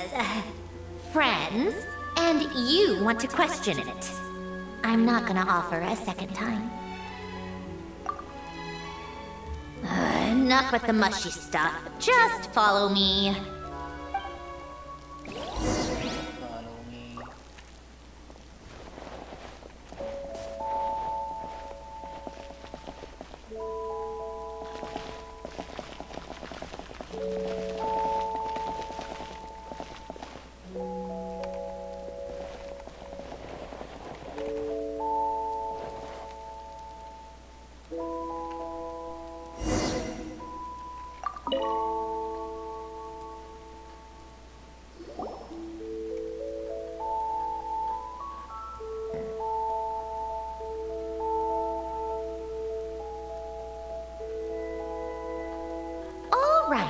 With the numerological array, I can construct a simple formula that will allow you to experience what I see and hear in real time. Oh, just like St. Lolly's set-sharing technique. Been there, done that. Huh, sounds like that shaman has some tricks up her sleeve. The arcane and the mathematical are both fundamental laws of this world. Being able to achieve a similar result through both isn't surprising. Anyway, let's get this show on the road. But no comments from the peanut gallery, okay? I know I offered, but I still don't want any interruptions.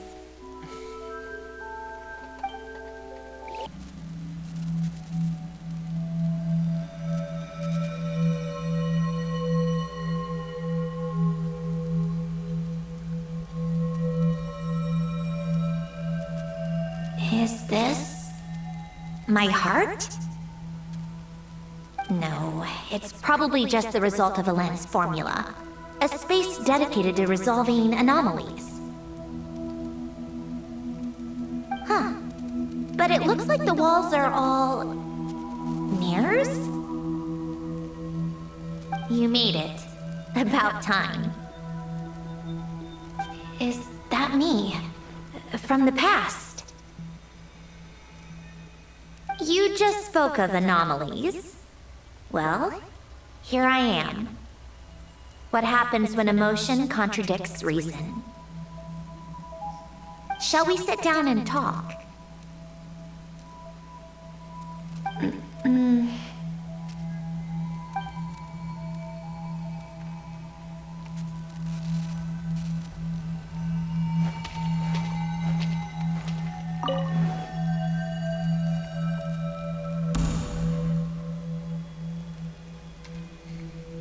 That should do it.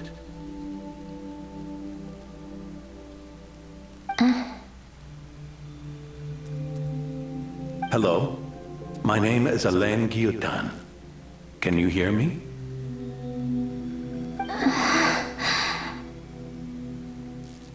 Brings back memories, doesn't it? The time we spent here. Here, I want you to have this. A notebook? You can use it to write things down. I don't need to write things down. I have unlimited memory. Even so, some things are more important than others, right? You can use it to write about the things that matter. So you wish me to carry out a basic priority sorting operation? I suppose you can think of it like that for now. But journaling is also an act of finding oneself. Much like we use wooden stakes to guide a plant to grow in a certain manner, what we choose to write down gives the soul much-needed direction. In the act of choosing what to forget and what to hold on to, we decide what kind of person we want to become. I don't understand. Like I said earlier, I don't need something like this. This is where we were born, where our life began. Mornings of tending to the garden, afternoons spent cleaning, reading, or studying. Evenings of cozying up by the fire, listening to Alain share stories about his past. Alain. What is it? What are you drinking? Oh, this? It's coffee. It, makes me more productive. I want to try it. Oh, okay. Here.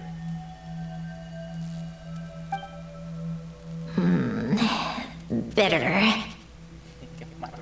Speaking of, why did you design me with senses? Taste, smell, touch.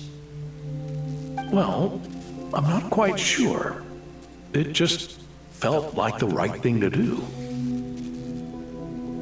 I suppose I hoped you might have a life of your own one day, and that you deserve to experience all life has to offer. Oh. Still bitter. But the smell is nice.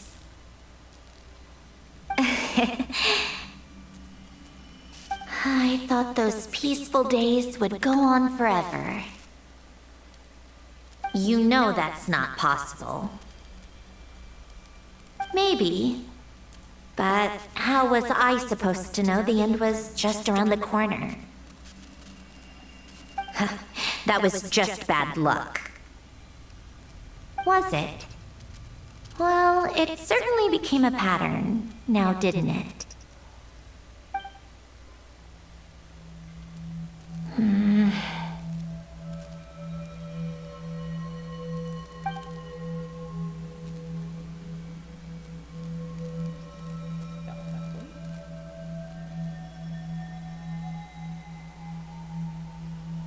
Over time, one of the habits we picked up from Alain was a love of coffee. We even took to hosting tea parties.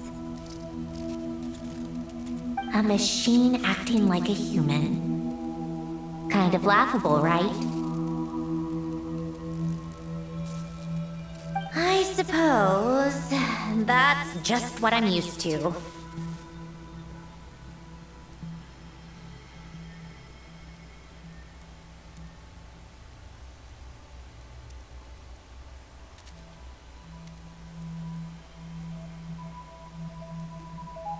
Yeah, that's just what we're used to.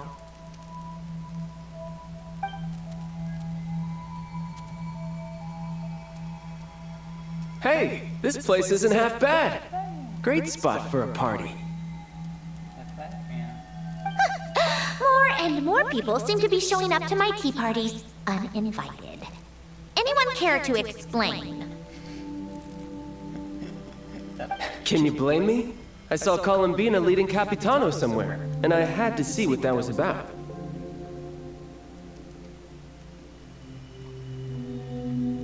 I had simply asked Colombina where I might find Arlecchino. I have business to discuss with her, and Colombina suggested looking here.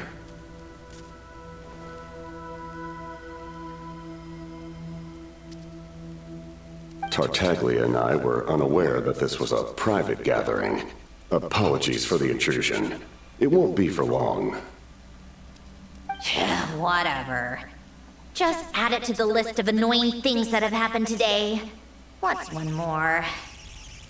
Since you're here, you might as well stay for a cup of tea. See? Told you she wouldn't mind. Much obliged, Sandrone.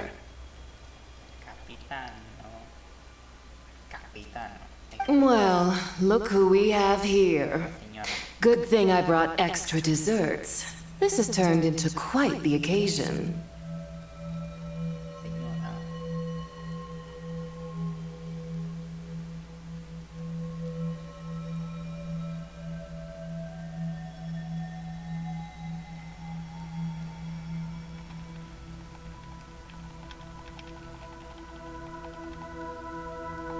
Capitano, I was just about to go find you.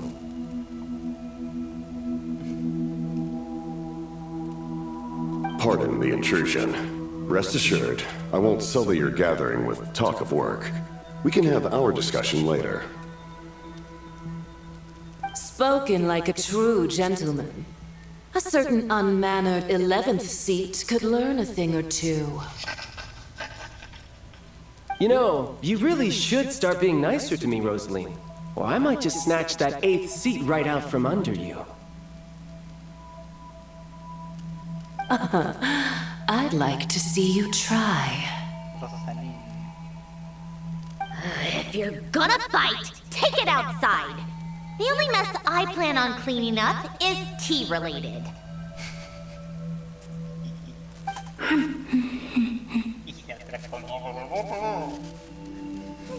I still don't understand how our quiet afternoon turned into such a crowded gathering. One by one, people just kept barging in. And then, one by one, they left without a word. Yeah, pretty annoying, huh?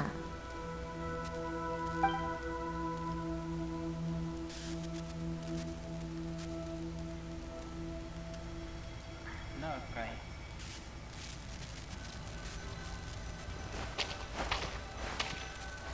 Okay, constant. Of all my days with the Fatui, the times I spent with you, Arlecchino, and Rosaline, they were my favorite.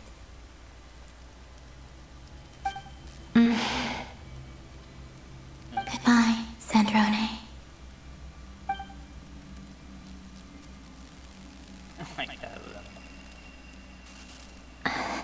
Don't go, Colombina. We should have just said that. Why didn't we? If we had, would the story have had a different ending? She couldn't stay. There was no future for her here. She would have just faded away. You're right. I suppose that's why you call me an anomaly. Every time you make a decision, there's a voice inside your heart. My voice, asking to contradict all logic and reason. Why didn't we make her stay? Is it worse to fight for something just to lose it? Or not to have fought at all? Don't you find it unfair? One by one, we keep losing the things we care about the most. But in the end, whether I want to fight for something or cry over all we've lost, you just push it down and pretend not to hear.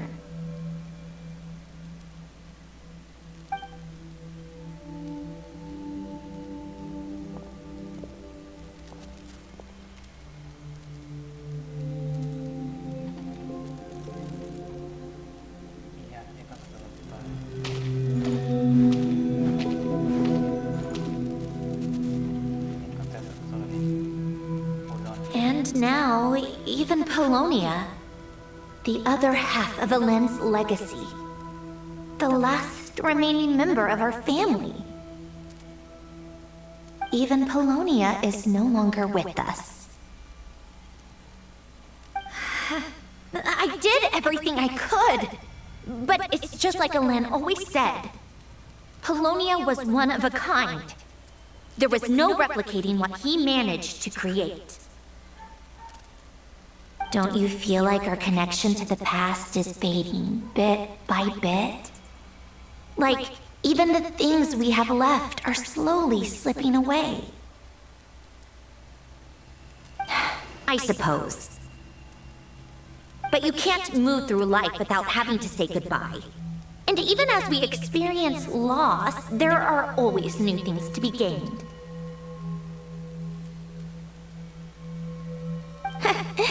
Ever so logical. What's your take, then?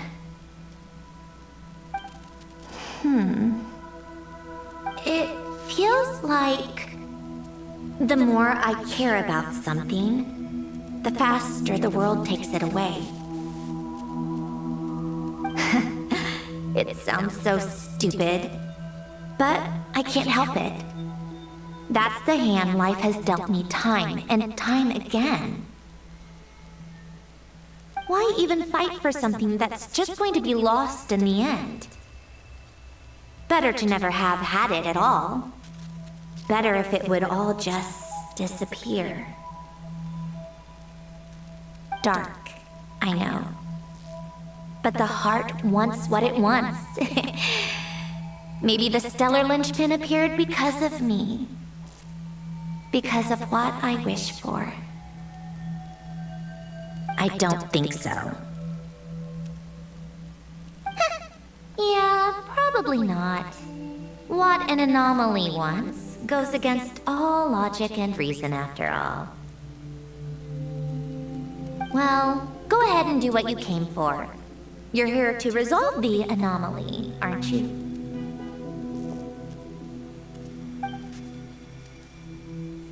Yes. What's it gonna be? Keeping me imprisoned here like before? Or eliminating me entirely, like debugging a code? That might actually be a mercy. I don't care. I just don't want to experience the pain of loss ever again.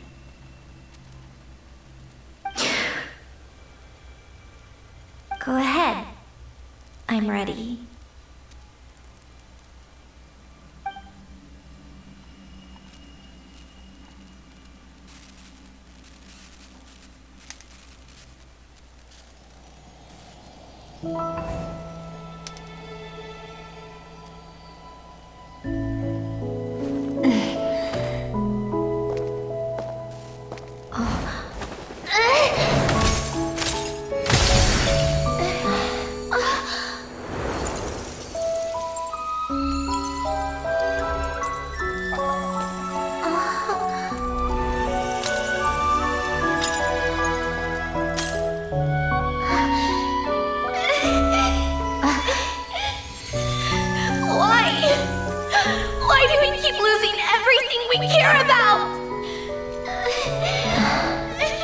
I know it hurts, but that's life.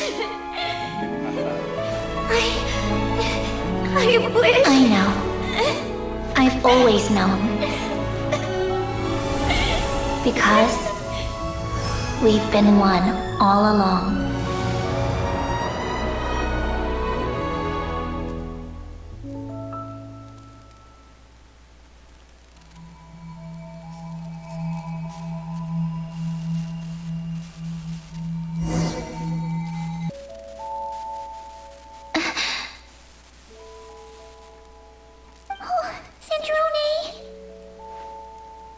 I'm fine.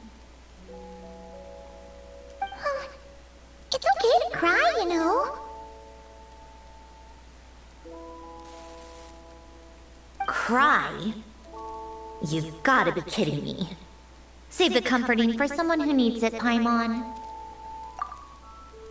The emotional side of my core algorithm.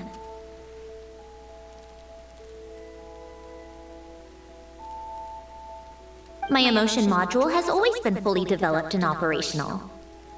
Alain tried to tell me that too. I've just chosen to ignore her voice all this time. I suppose. Come to think of it, it's kind of like the aquarium on the ship. The aquarium? The old me took one look at it and saw something I would inevitably lose. So I stopped putting in the effort. Then, one by one, the fish all swam away, and the place became even more bleak and depressing. Pretty pathetic, right? Don't say that. A lot of people would feel the same. It just shows how much you care about what you have. Now? After seeing what you've done with the aquarium, I have to admit, I think it's beautiful. It's like you said, we get to keep the things we gain along the way. And those are things that can never be replaced, because we choose to hold them in our hearts. Well said. Besides, I've already died once. I'd be stupid not to make the most of this second chance. Right. Earlier you, or your inner self, mentioned something about her wish. What was it? You think that's something you can just ask and I'll tell you? Think again. I may have accepted my emotional self, but I'm not about to go all soft and mushy on the inside and pour my heart out.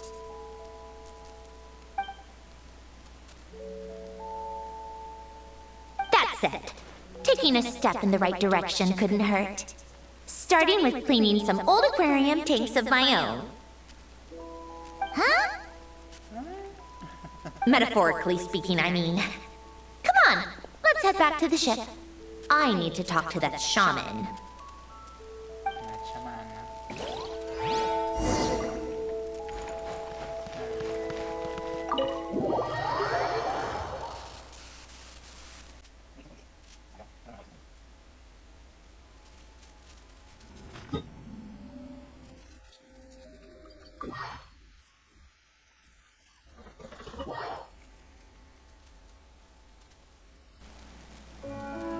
Huh? Resentful lost souls? You couldn't get comfortable sleeping near the Opera Epicles, right? Well, I bet that's why. The Fountain of Lucine is where all the water in Fontaine gathers. So that's where the emotions within the water converge as well. Hold on.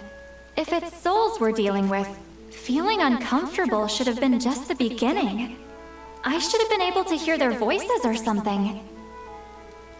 And under normal circumstances, I'm sure someone of your talents would have.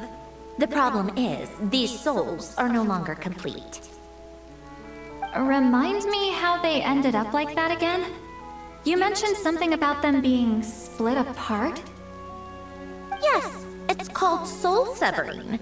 Renee of the Narcitzenkreuz Ordo came up with it.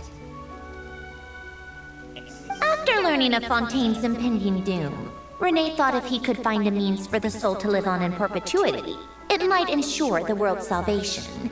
Soul severing was the first step of his research. Unfortunately, his theory of the four orthants was imperfect at the time, and a failure along the way caused his physical form to dissipate. Jakob, another member of the Narcitzenkreuz Ordo, sought to carry on Renee's legacy and restore his physical form. He even used some of the people who stood in his way as test subjects for his research. By severing their souls? Yes. After Renee successfully awakened, the two continued their research, and all the severed souls ended up merging into Renee's consciousness. After you saved Fontaine by turning Fontainians into true humans, these souls returned to the ley lines. But the souls severed before Renee awakened had nowhere to go, doomed to forever wander the waters of Fontaine as listless spirits. Almost as if they exist outside the bounds of this world, unrecognized by the ley lines or fate. No wonder I couldn't sense them.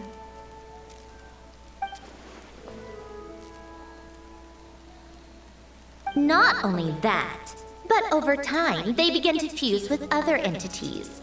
Their inner resentment lured in all sorts of evil beings, which corrupted and defiled them into nothing more than accumulations of filth. But the full transformation must have been recent. Otherwise, the Udex surely would have noticed. Wait, no, he must know already. That would explain the underwater Melazine patrols. No wonder I kept running into officers from the Mara Chaussee Phantom earlier. In that case, let's go find Nervalette and we can sort it out together. No, not just yet. Why not? For one, the diplomatic castle alone would be a nightmare. Even though I haven't reported back to Snezhnaya yet, I'm not planning to leave the Fatui anytime soon. Besides, with me here, success is a done deal. Involving other people would just complicate things. All I need is for Miss Lolly to help pinpoint the location of this monstrosity. Think you can do it? With my eyes closed. This is what I do. I'm a lot better at it than manning a desk, at least. But, how exactly do you plan on resolving this soul stuff? Even to me, there's no obvious answer. Seems pretty complicated, all things considered. Just trust me. I have the perfect solution. Oh, alright. If you're that confident, we'll follow your lead. Why the sudden interest in helping Fontaine with this, Sandrone? You never knew Renee and the others, right? No, I didn't. And you're right. This problem has nothing to do with me. I wouldn't get within 10 feet of the Narcitzenkreuz Ordo or its members. But, in his later years, Alain told me he regretted not helping his best friend when he needed it the most. He also felt sorry towards Marianne, for being too lost in his mechanical research to look after her properly. If he were still with us, I think he'd do the same. He might have a few choice words to say about it, but even after everything, he wouldn't leave his friend's mess for someone else to clean up. Friends shouldn't hold grudges or leave behind regrets. Fixing what happened between him and Renee was one of his greatest wishes. All I'm doing is fulfilling it in his stead. You know, you really do seem a little different now. You mean everything that just happened wasn't for nothing? Why, thank you for pointing out the obvious, Paimon. Just washing off the grime of the past. Turns out, a lot can build up after being ignored for so long. What's this about aquarium tanks all of a sudden? They go off on some grand adventure and what?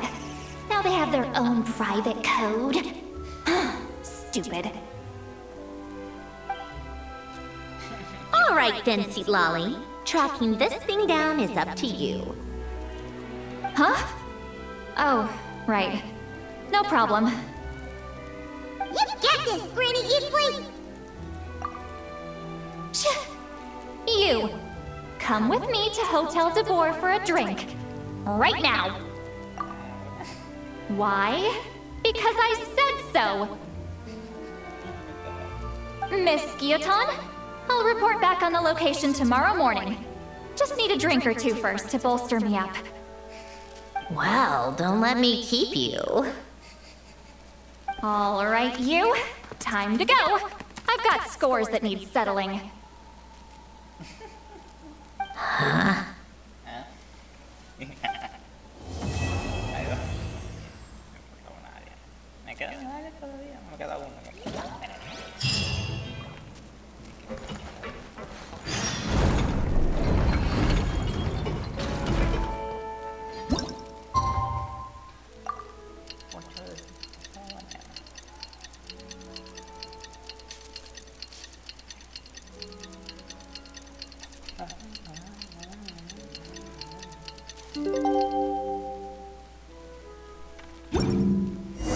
Time to meet up with Sandrone!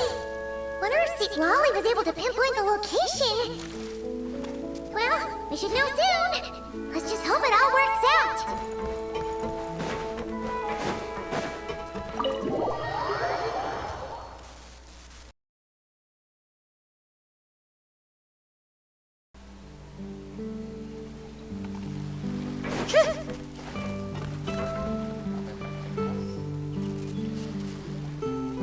St. Lolly sure drank a lot last night, huh?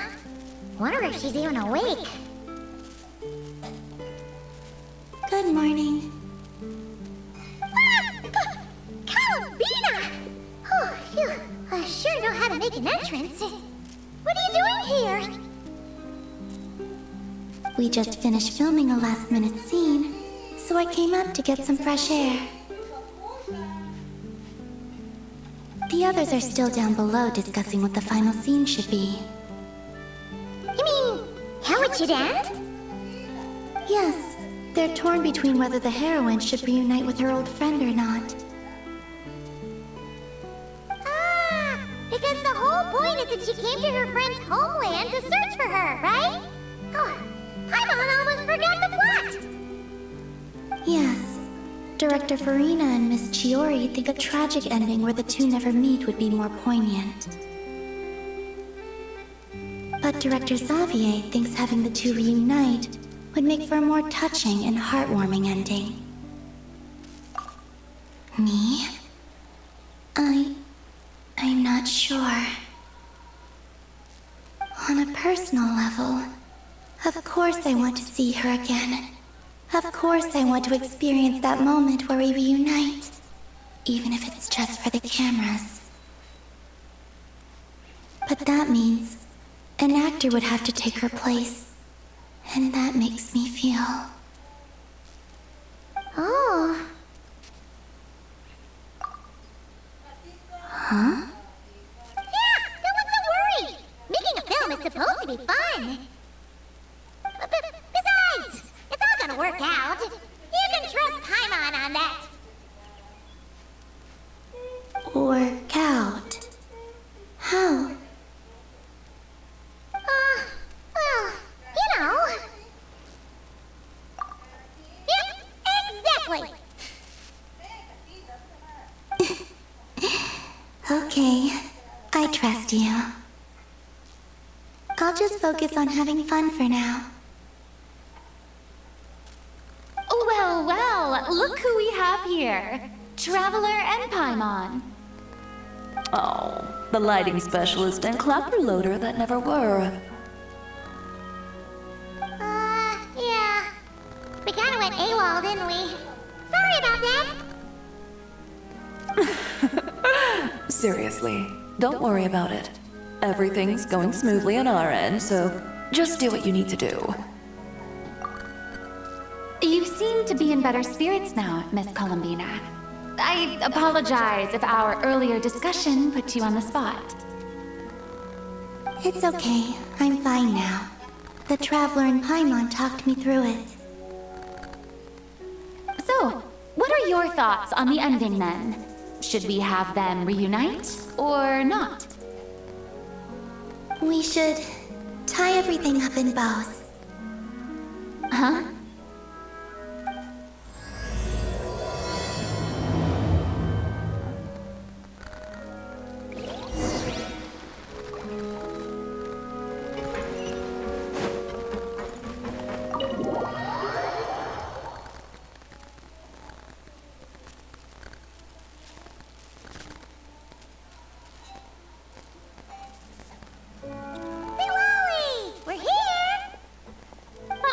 Right on time.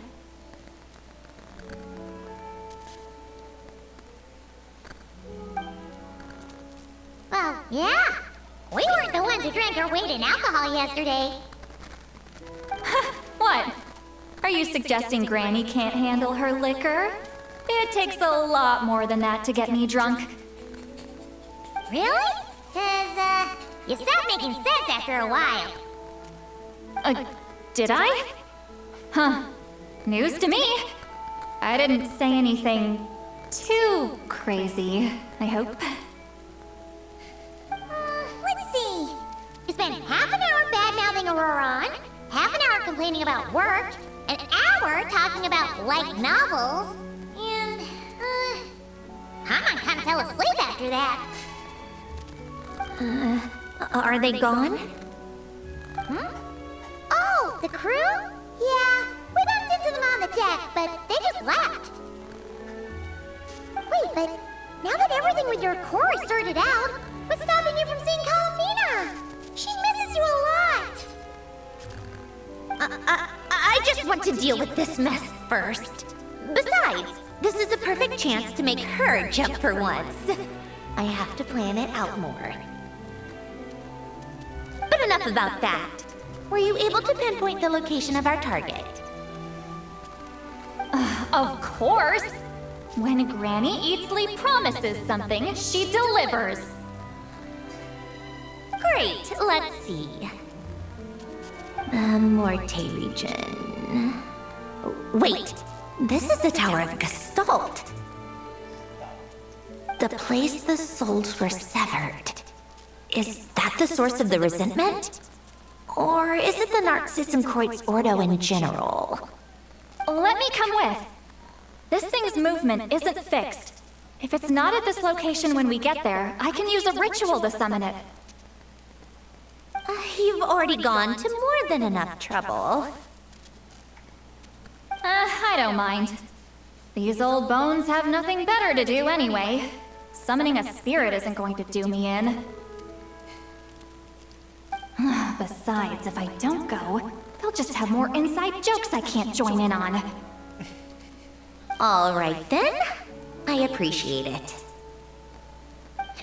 There's no time to lose. Let's head out!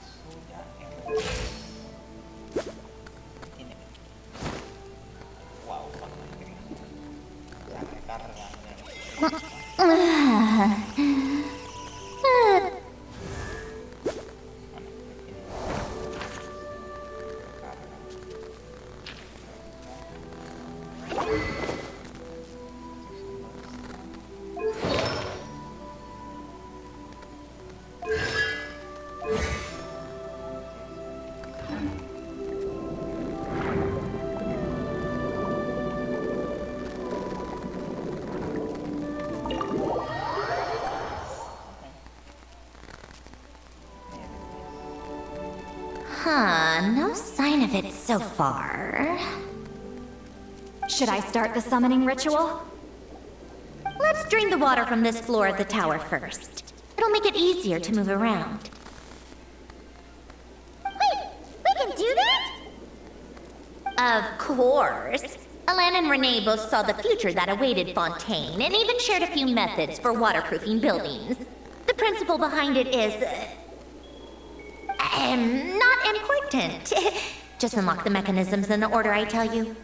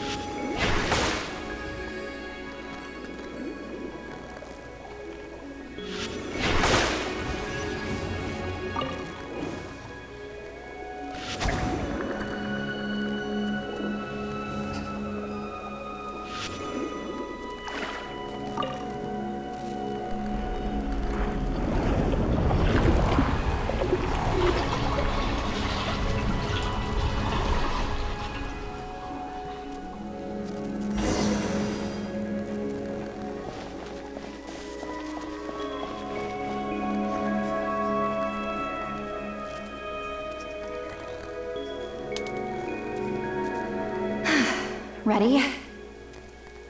Yeah, when this thing appears, I'll try talking to the souls inside. But more than likely, they've already been driven to madness. If communication fails, we'll have a battle on our hands. In that case, Paimon better find a hiding spot. If a fight does break out, I should be the one to deliver the final blow. Trust me on that.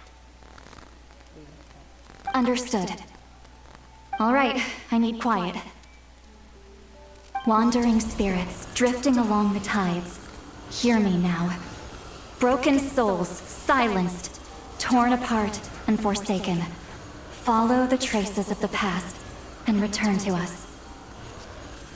Let resentment recognize resentment. Let vile entities be drawn together. And in this place, take form once more.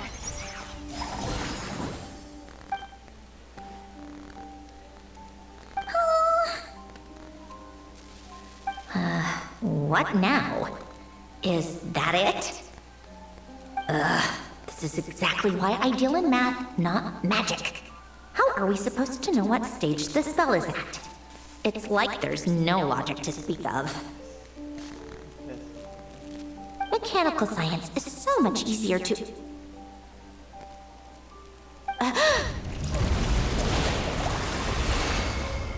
Watch out!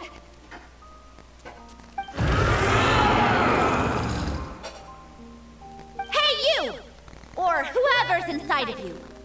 I need you to listen to me. I'm a descendant of Fontaine's Lord Artificer, Alain. I can make you whole again and return you to the ley lines. You just need to work with me here.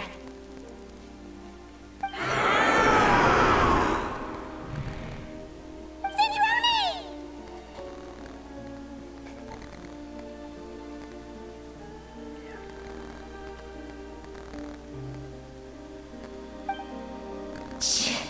Looks like talking to Salad is off the table. Alright, plan B. Time to blow off some steam!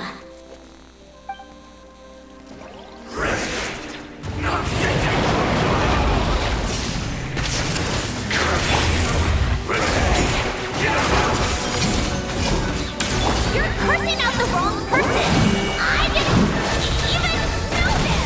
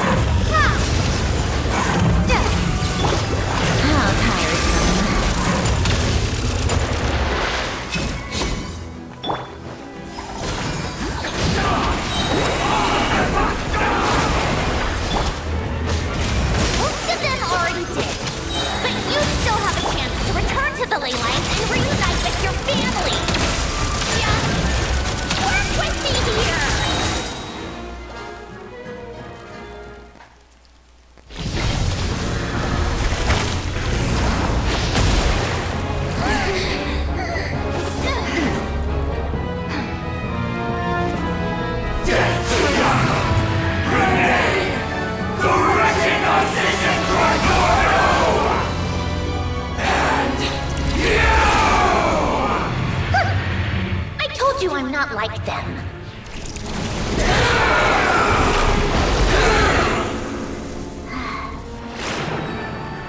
I'm stronger. Inverted. World formula. Reversion.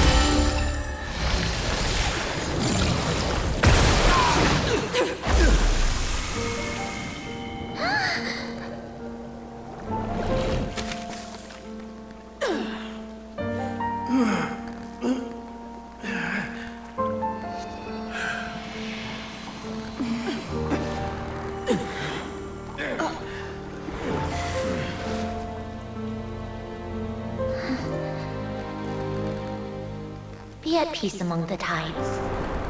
Lost souls.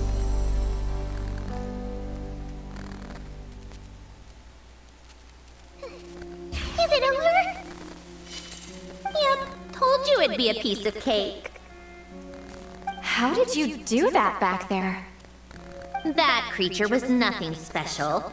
Add a bunch of souls with nowhere to go, a touch of malicious energy, a few impurities, and a whole lot of resentment, and that's what you get. All I did was separate the original souls from the rest of the filth, allowing them to be accepted by the current rules of the world. The principle behind the world formula is divergence. Starting from a point of origin, it deconstructs and reconstructs the possibilities of the world to find certain answers. So, it would follow that reverse calculating the world formula allows us to achieve convergence and restoration instead. Using a numerological array, I was able to do just that. It's similar to the concept of homological reduction in mathematics. I reduced them to the basic fundamental essence of their being without changing their underlying nature. That meant... never mind. Judging by all the blank stares, I'm guessing you don't actually care. I think I finally understand how Outlanders feel when I ramble on about shaman stuff. Point is, it was super impressive! You really are amazing, Sandrone! You're just realizing that now?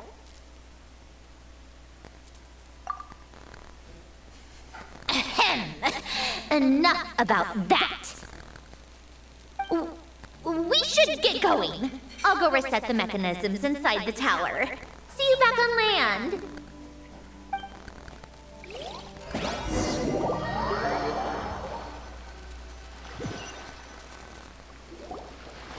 Well, that's one old mess for the books. Glad to have that over and done with. Feels nice to do a good deed every once in a while. You help everyone out a bunch in NodKrai, too. Kinda seems like you're just a good person at heart. I wouldn't be so sure. I'll be heading back to the Fatui soon enough. You two are too trusting sometimes. Fine. Just don't say I didn't warn you when it comes back to bite you. Well, where to next? Back to the ship? Yeah, your personal business, the narcissistic great thing, it's all resolved. That means you can see the people that need seeing now, right, Sandrone? Everyone's gonna be so happy you're back! You wouldn't catch me dead admitting to this before, but... yeah, I really have missed everyone. Columbina's a special case, though.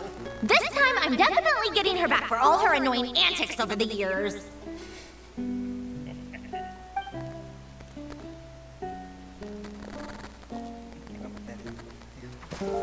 She'll sense me coming from a mile off.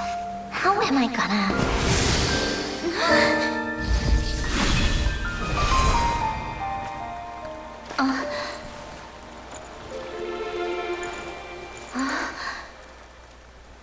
Sandrone?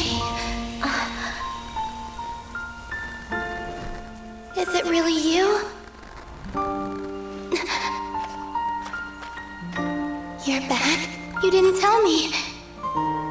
You avoided me. Why?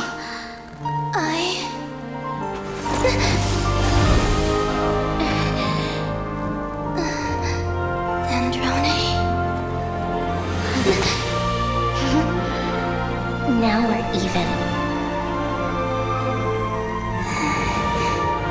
I missed you so much. That makes one of us, idiot.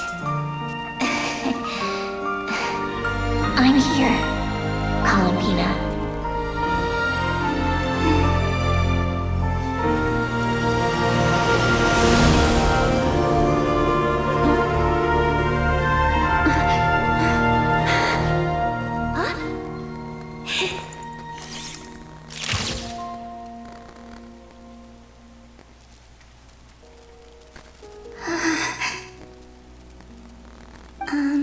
Sandrone. Don't ruin the moment. Or I'll start thinking about how you teleported me to a random location after I explicitly told you to stop doing that.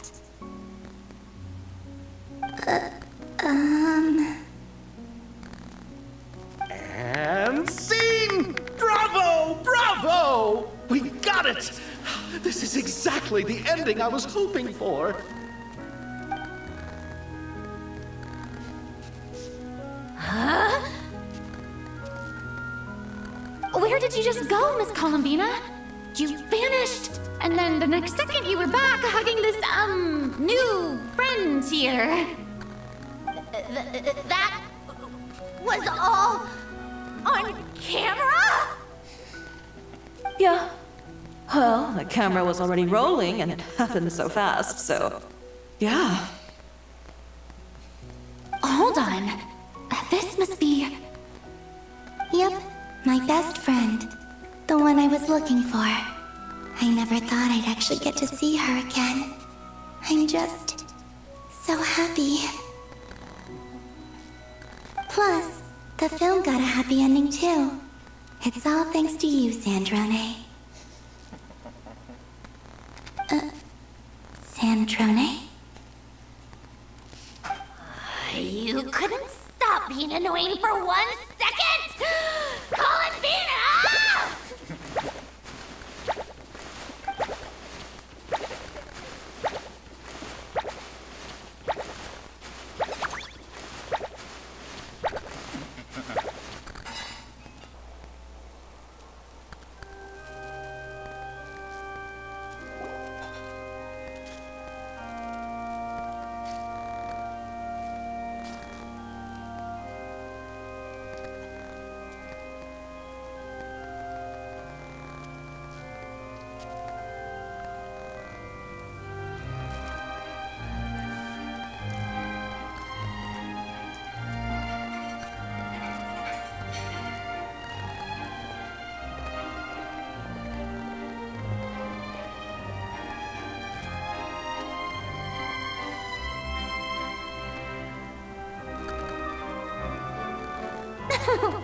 As expected, going to the opera house is the true way to enjoy a film.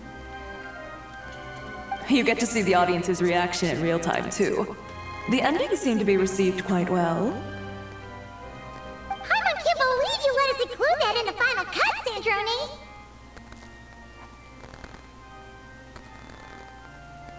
You even agreed to help us reshoot a couple of shots. Thanks a million. Most of it was caught on camera already, so it's not like I had much of a choice. Besides, the film I'm in is going to be anything less than perfect. What are you laughing at? Nothing. It was just interesting to see us on screen together. I'm glad this moment is going to be preserved forever. Just a pity we didn't take home the Verano Award this time around. Well, artistic films can rarely compete with commercial ones. You should have prepared yourself for this the minute you changed the script. True. Oh, did I hear someone mention the Verano Award? Come on, don't gloat. I won't. Our crew winning the Verano Award was a team effort after all. Costume design, script adaptation, ooh, and the practical effects were so realistic. The flames and explosions even made me jump while we were filming. A lot of the effects were based on actual items the Special Patrol confiscated from criminals. Who knew they'd serve another purpose, right? But it turned out amazing!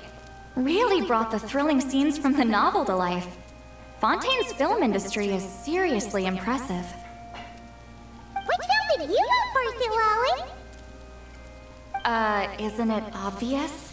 Great Detective Herlock, of course! That's the whole reason I'm here! You all should be proud, though. A lot of critics are saying really good things about your film, too. Longing and loss? Searching for something even after it's gone? It's a film that makes you think about life, and how important it is to explore those themes. Well, that is what the art of storytelling is for. Watching a film with friends is so much fun! There's so much to talk about! Ooh, let's throw a celebration later then! We're all old friends! Oh, we could find a place and chat to our heart's content! How about the winglet? That's perfect! Friends and family are more than welcome too. So if you want to bring people, don't be shy. You all can head over first and make yourselves at home. I'll bring over some refreshments in a bit. I just have one more stop to make first. Can I come? Fine. Not like you'd listen if I tried to stop you.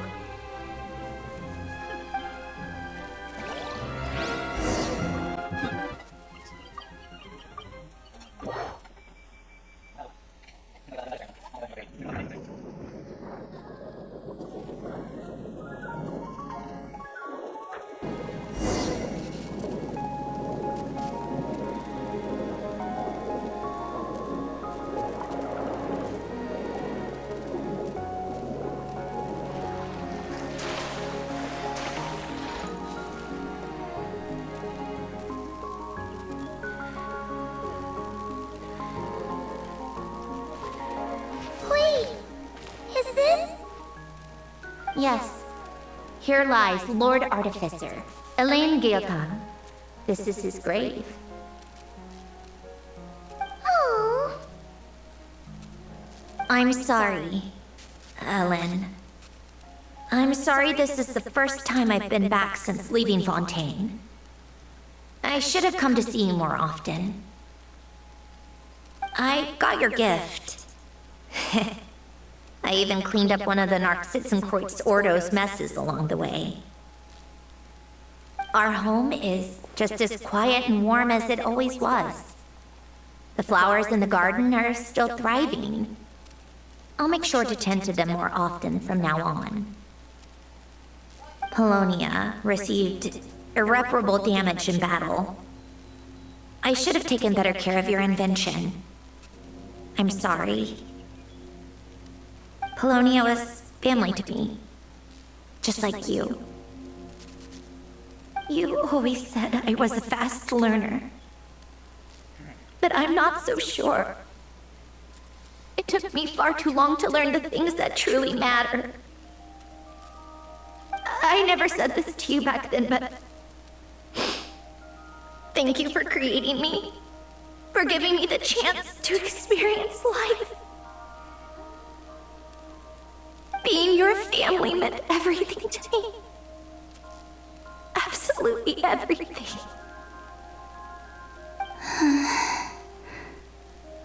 Can I say a few words as well, Sandrone? Don't need my permission. Hello, Mr. Guillotin. I'm Sandrone's friend. You don't need to worry. Sandrone is doing great. Not only is she a brilliant scholar, she's made a whole bunch of friends, too. And she takes great care of them. As if... She'll never admit it, but she's always there when her friends need it the most. I wouldn't even be here without her. So, if she ever needs help, her friends will be there in a heartbeat. Including me. That's what best friends are for. Columbina. What else? Oh, she likes drinking bitter coffee, listening to piano music when she can't sleep. Turns out she even likes giving hugs. No, wait! Don't tell him all that! Huh? I don't understand. I didn't think you'd want to hide things from him. Well, yeah, but there are still things I don't want to say. Okay. I'll come by myself and tell him for you then. That's not what I meant! All right. Enough with the speeches. If no one has anything else to add, let's just leave it there.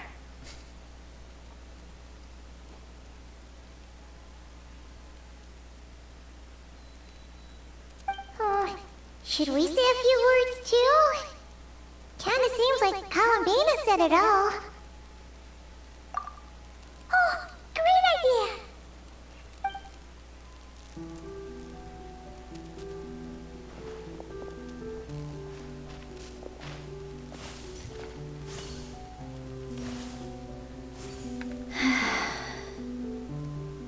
Goodbye, Alain.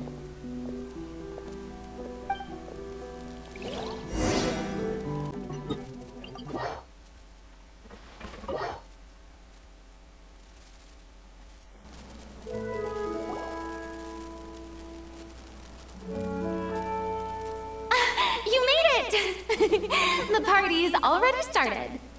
Oh, but, you didn't bring anyone else along? I thought you headed out to invite some friends. We did invite a friend, actually. She'll be here soon. She's even bringing some desserts to have over tea. You should join us later, Miss Verena. I do love a tea party. Then don't mind if I do. This seems like a fun occasion. Let's go talk with everyone. Good idea! We'll introduce you to all our old friends.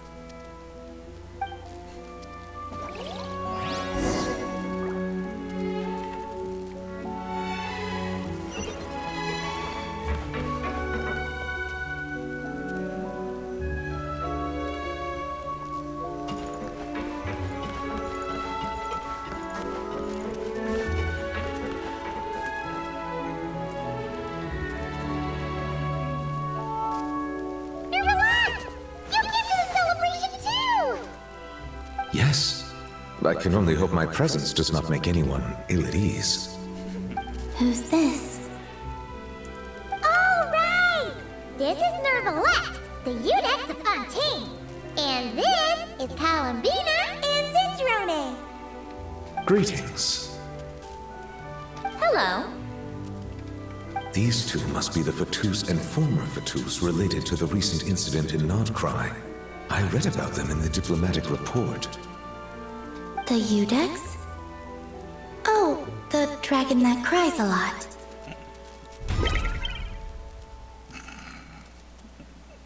Oh, well... Jeez, Columbina. That's your takeaway from all those Fatui meetings? Seriously? Is that truly how I'm portrayed in the Fatui's intelligence?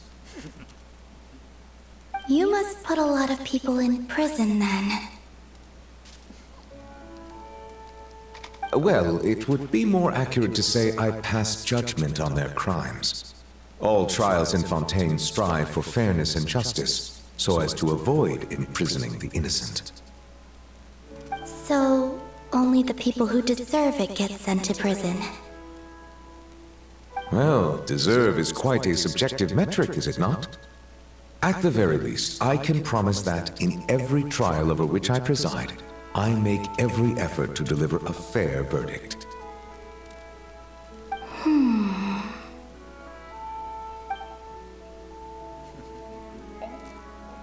Yeah.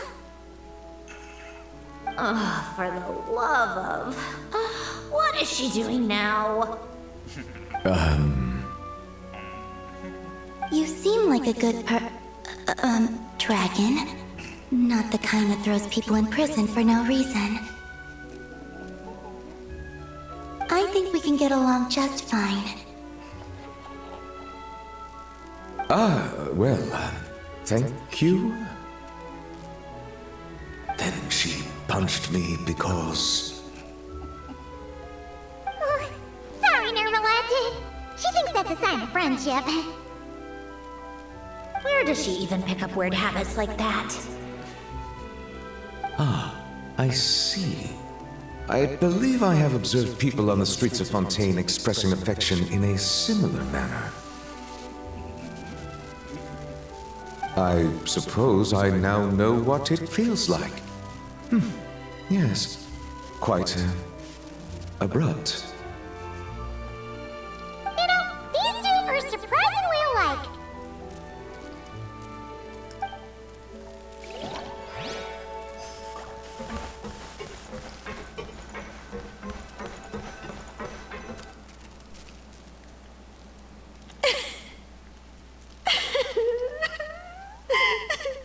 What a dream come true! For once, it all worked out! I can die without regrets! Let's not get too ahead of ourselves, Director Lapine Pauline. What was in that piece of cake you just handed her, Escoffier? Maritime flowers, eggs, flour, same as all the other pieces. What, you think I tampered with it? Playing a detective in real life now too, are we? Oh, it's so delicious! I'm so happy! My life has peaked! Miss Lapine Pauline, look who I brought! Master! Wait, what happened to your face? Why are you crying? Never mind my face. Here, let me introduce you. This is Miss Charlotte and Miss Escoffier. Things are sounding lively over here. Oh, look who it is! Perfect timing. I was so busy with the shoot, I feel like we barely got to talk. And the elusive Miss Guillotin. It's great to see you. Thank you so much for letting us use the boat free of charge. That was so generous of you. Oh, right. Introductions. This is Miss Charlotte and Miss Escoffier. That's kind of you. But I didn't really do anything. If you want to thank someone, it should be the Duke or the people who keep the boat in such good shape. Right. I'll head over in a bit and do just that. Miss Columbina? Yes? Could I interview you sometime? I'll treat you to some gâteau de bord for the trouble. There's only a limited amount available each day. Oh, but it's an absolute must-try when you're in Fontaine. Oh, sure. Bold of you to use my own cake as a bribe right in front of me. You know what? When else are we all going to be together like this? Come on, everyone! Grab your drinks!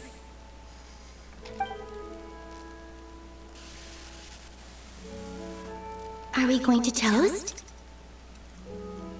Yep! Come on! Sunday!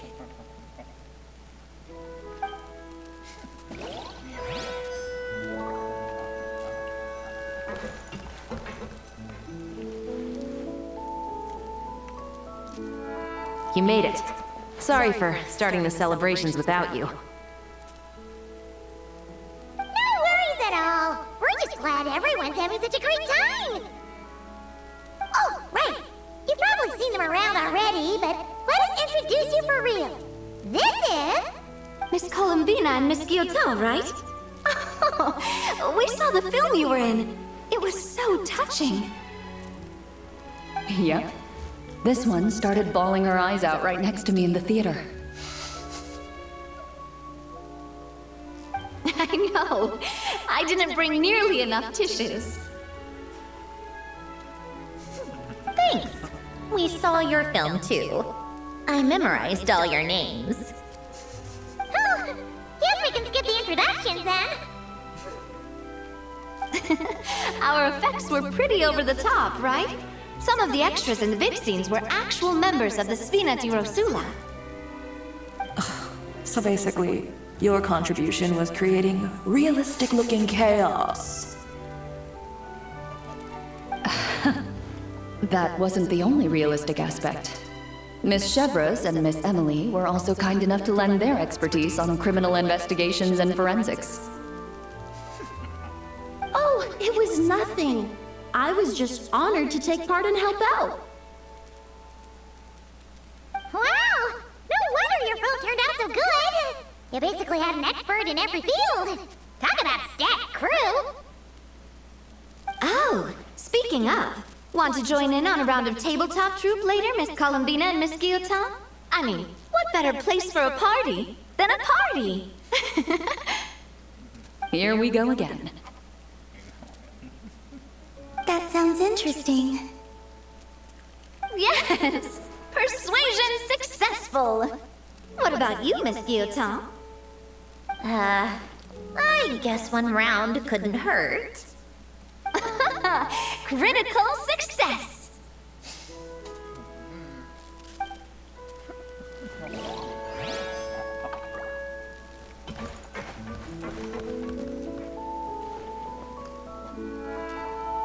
Granny Eatsley, you're really not going to let us borrow these cute little stuffed toys for our magic show? First of all, Seat Lalin and Eats Papa are Chi-Chi meal. They have inauspicious stars sealed within them, and they're my helpers, not toys. But the Grin Malkin Cat and Boggle Cat box are Linny and Lynette's helpers. And they still make good partners on stage. Agreed. We've never had a Chi-Chi meal pop out of our hats before. It would be quite the surprise. I think the audience would love it. If this was the Masters of the Night Wind, these kids wouldn't have even had the guts to say my name, let alone pester me like this. I'm terrible at dealing with requests like this. Oh, Traveler, quick, save me! You think you're so funny. Lady Sandrone, Lady Colombina. Hello. Don't look at me like that. I don't have any mechanisms for you to break.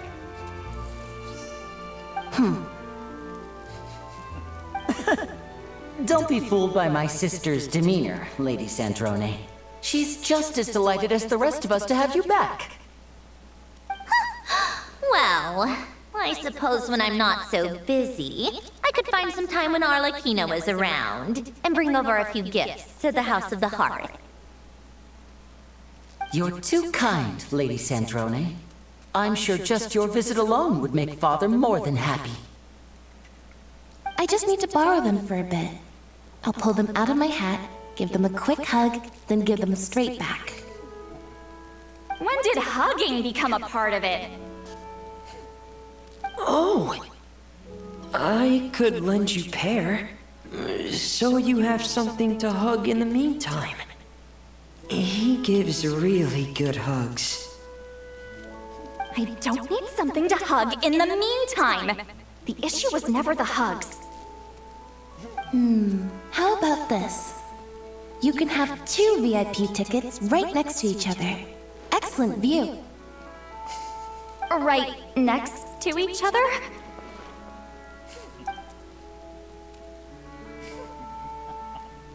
Yep, super quiet.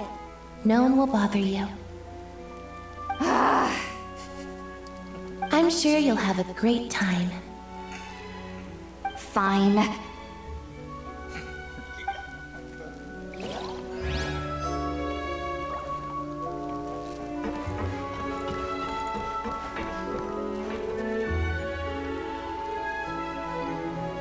Wait a second! Mr. Baptiste and Veronique! You're here! Friends of yours? Veronique is the prop manager for Musketeer Pictures, and Mr. Baptiste is the author of The 2 Musketeers. Yeah, former prop manager. Now we're just 2 criminals serving our time. Thanks to Duke Risley and Nurse Sijwin looking out for us. Not too bad, actually. You make it sound like I'm giving you special treatment. I just think the method of justice you chose to pursue is one people can respect. You're far too modest, Your Grace. The only reason we were even able to come to the surface for the festival is because you fought for it. It's also also just good for the physical and mental health of the prisoners in general.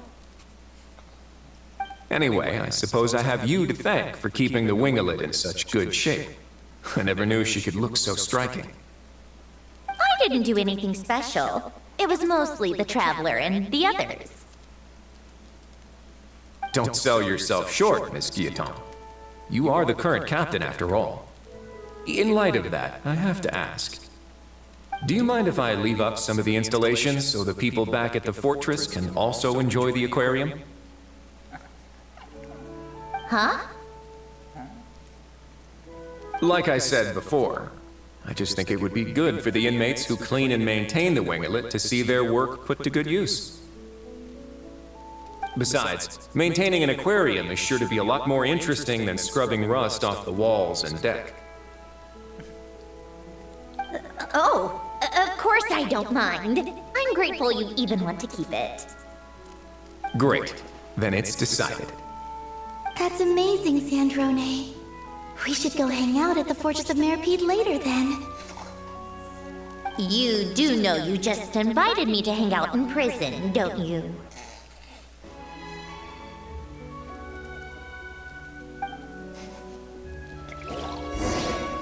Oh, looks like Arlecchino's here. Come on, Columbina. Let's go have ourselves a tea party.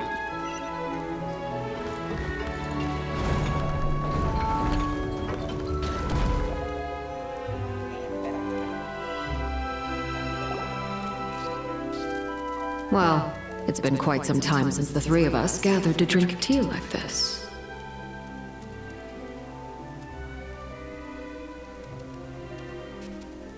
Yes, but your tea is as good as ever, Sandrone. Of course it is. The pastries you brought aren't half bad either, Arlecchino.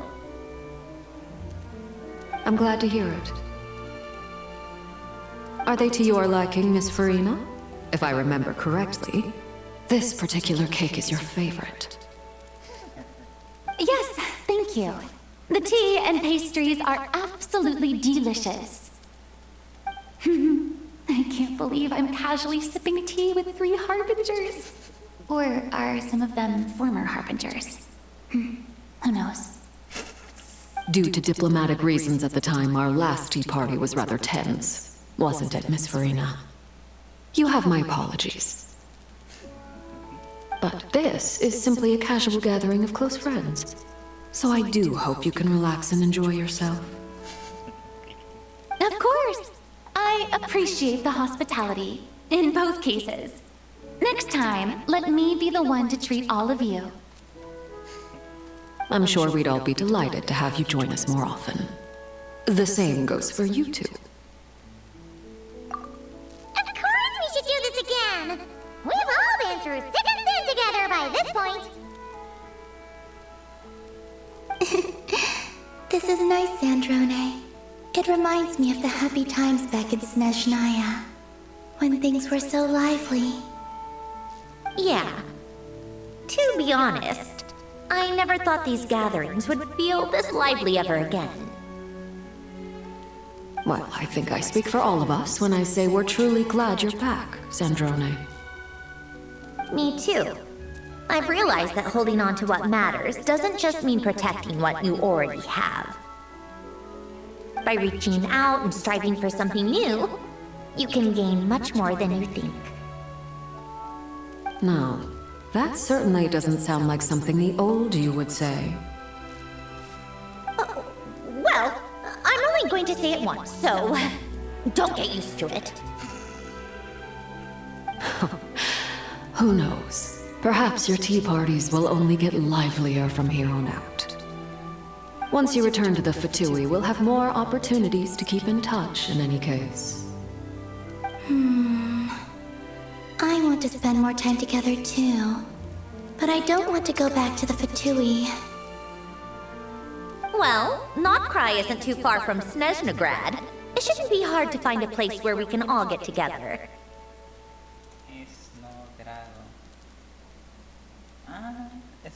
Oh, and then I can sing for you. Or put on some of your favorite music. Just like the old days. speaking of music, I spotted a mechanical piano below deck. Is it yours, Miss Guillotin? Yes. Reclaimed, I suppose you could say. Why don't you play something for us? Huh? In front of all these people? Yes, why not? You play so well. Yeah, come on! Just a little, please? For the love of... Fine! One piece, and that's it.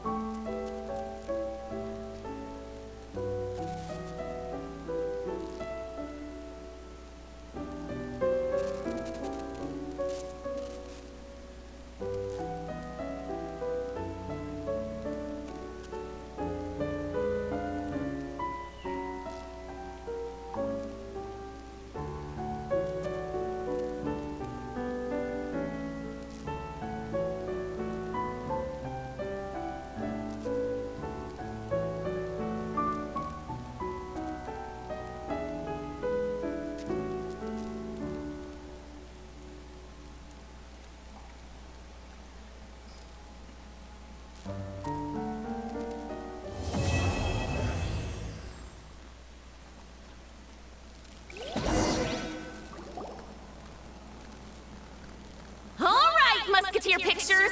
Everyone ready? I'm not sure I should be in this one. Of course you should. You might have primarily helped out another crew this time, but you're still a member of Musketeer Pictures. All right, thanks. I'll still stand a bit off to the side, though. Can I be in the picture too?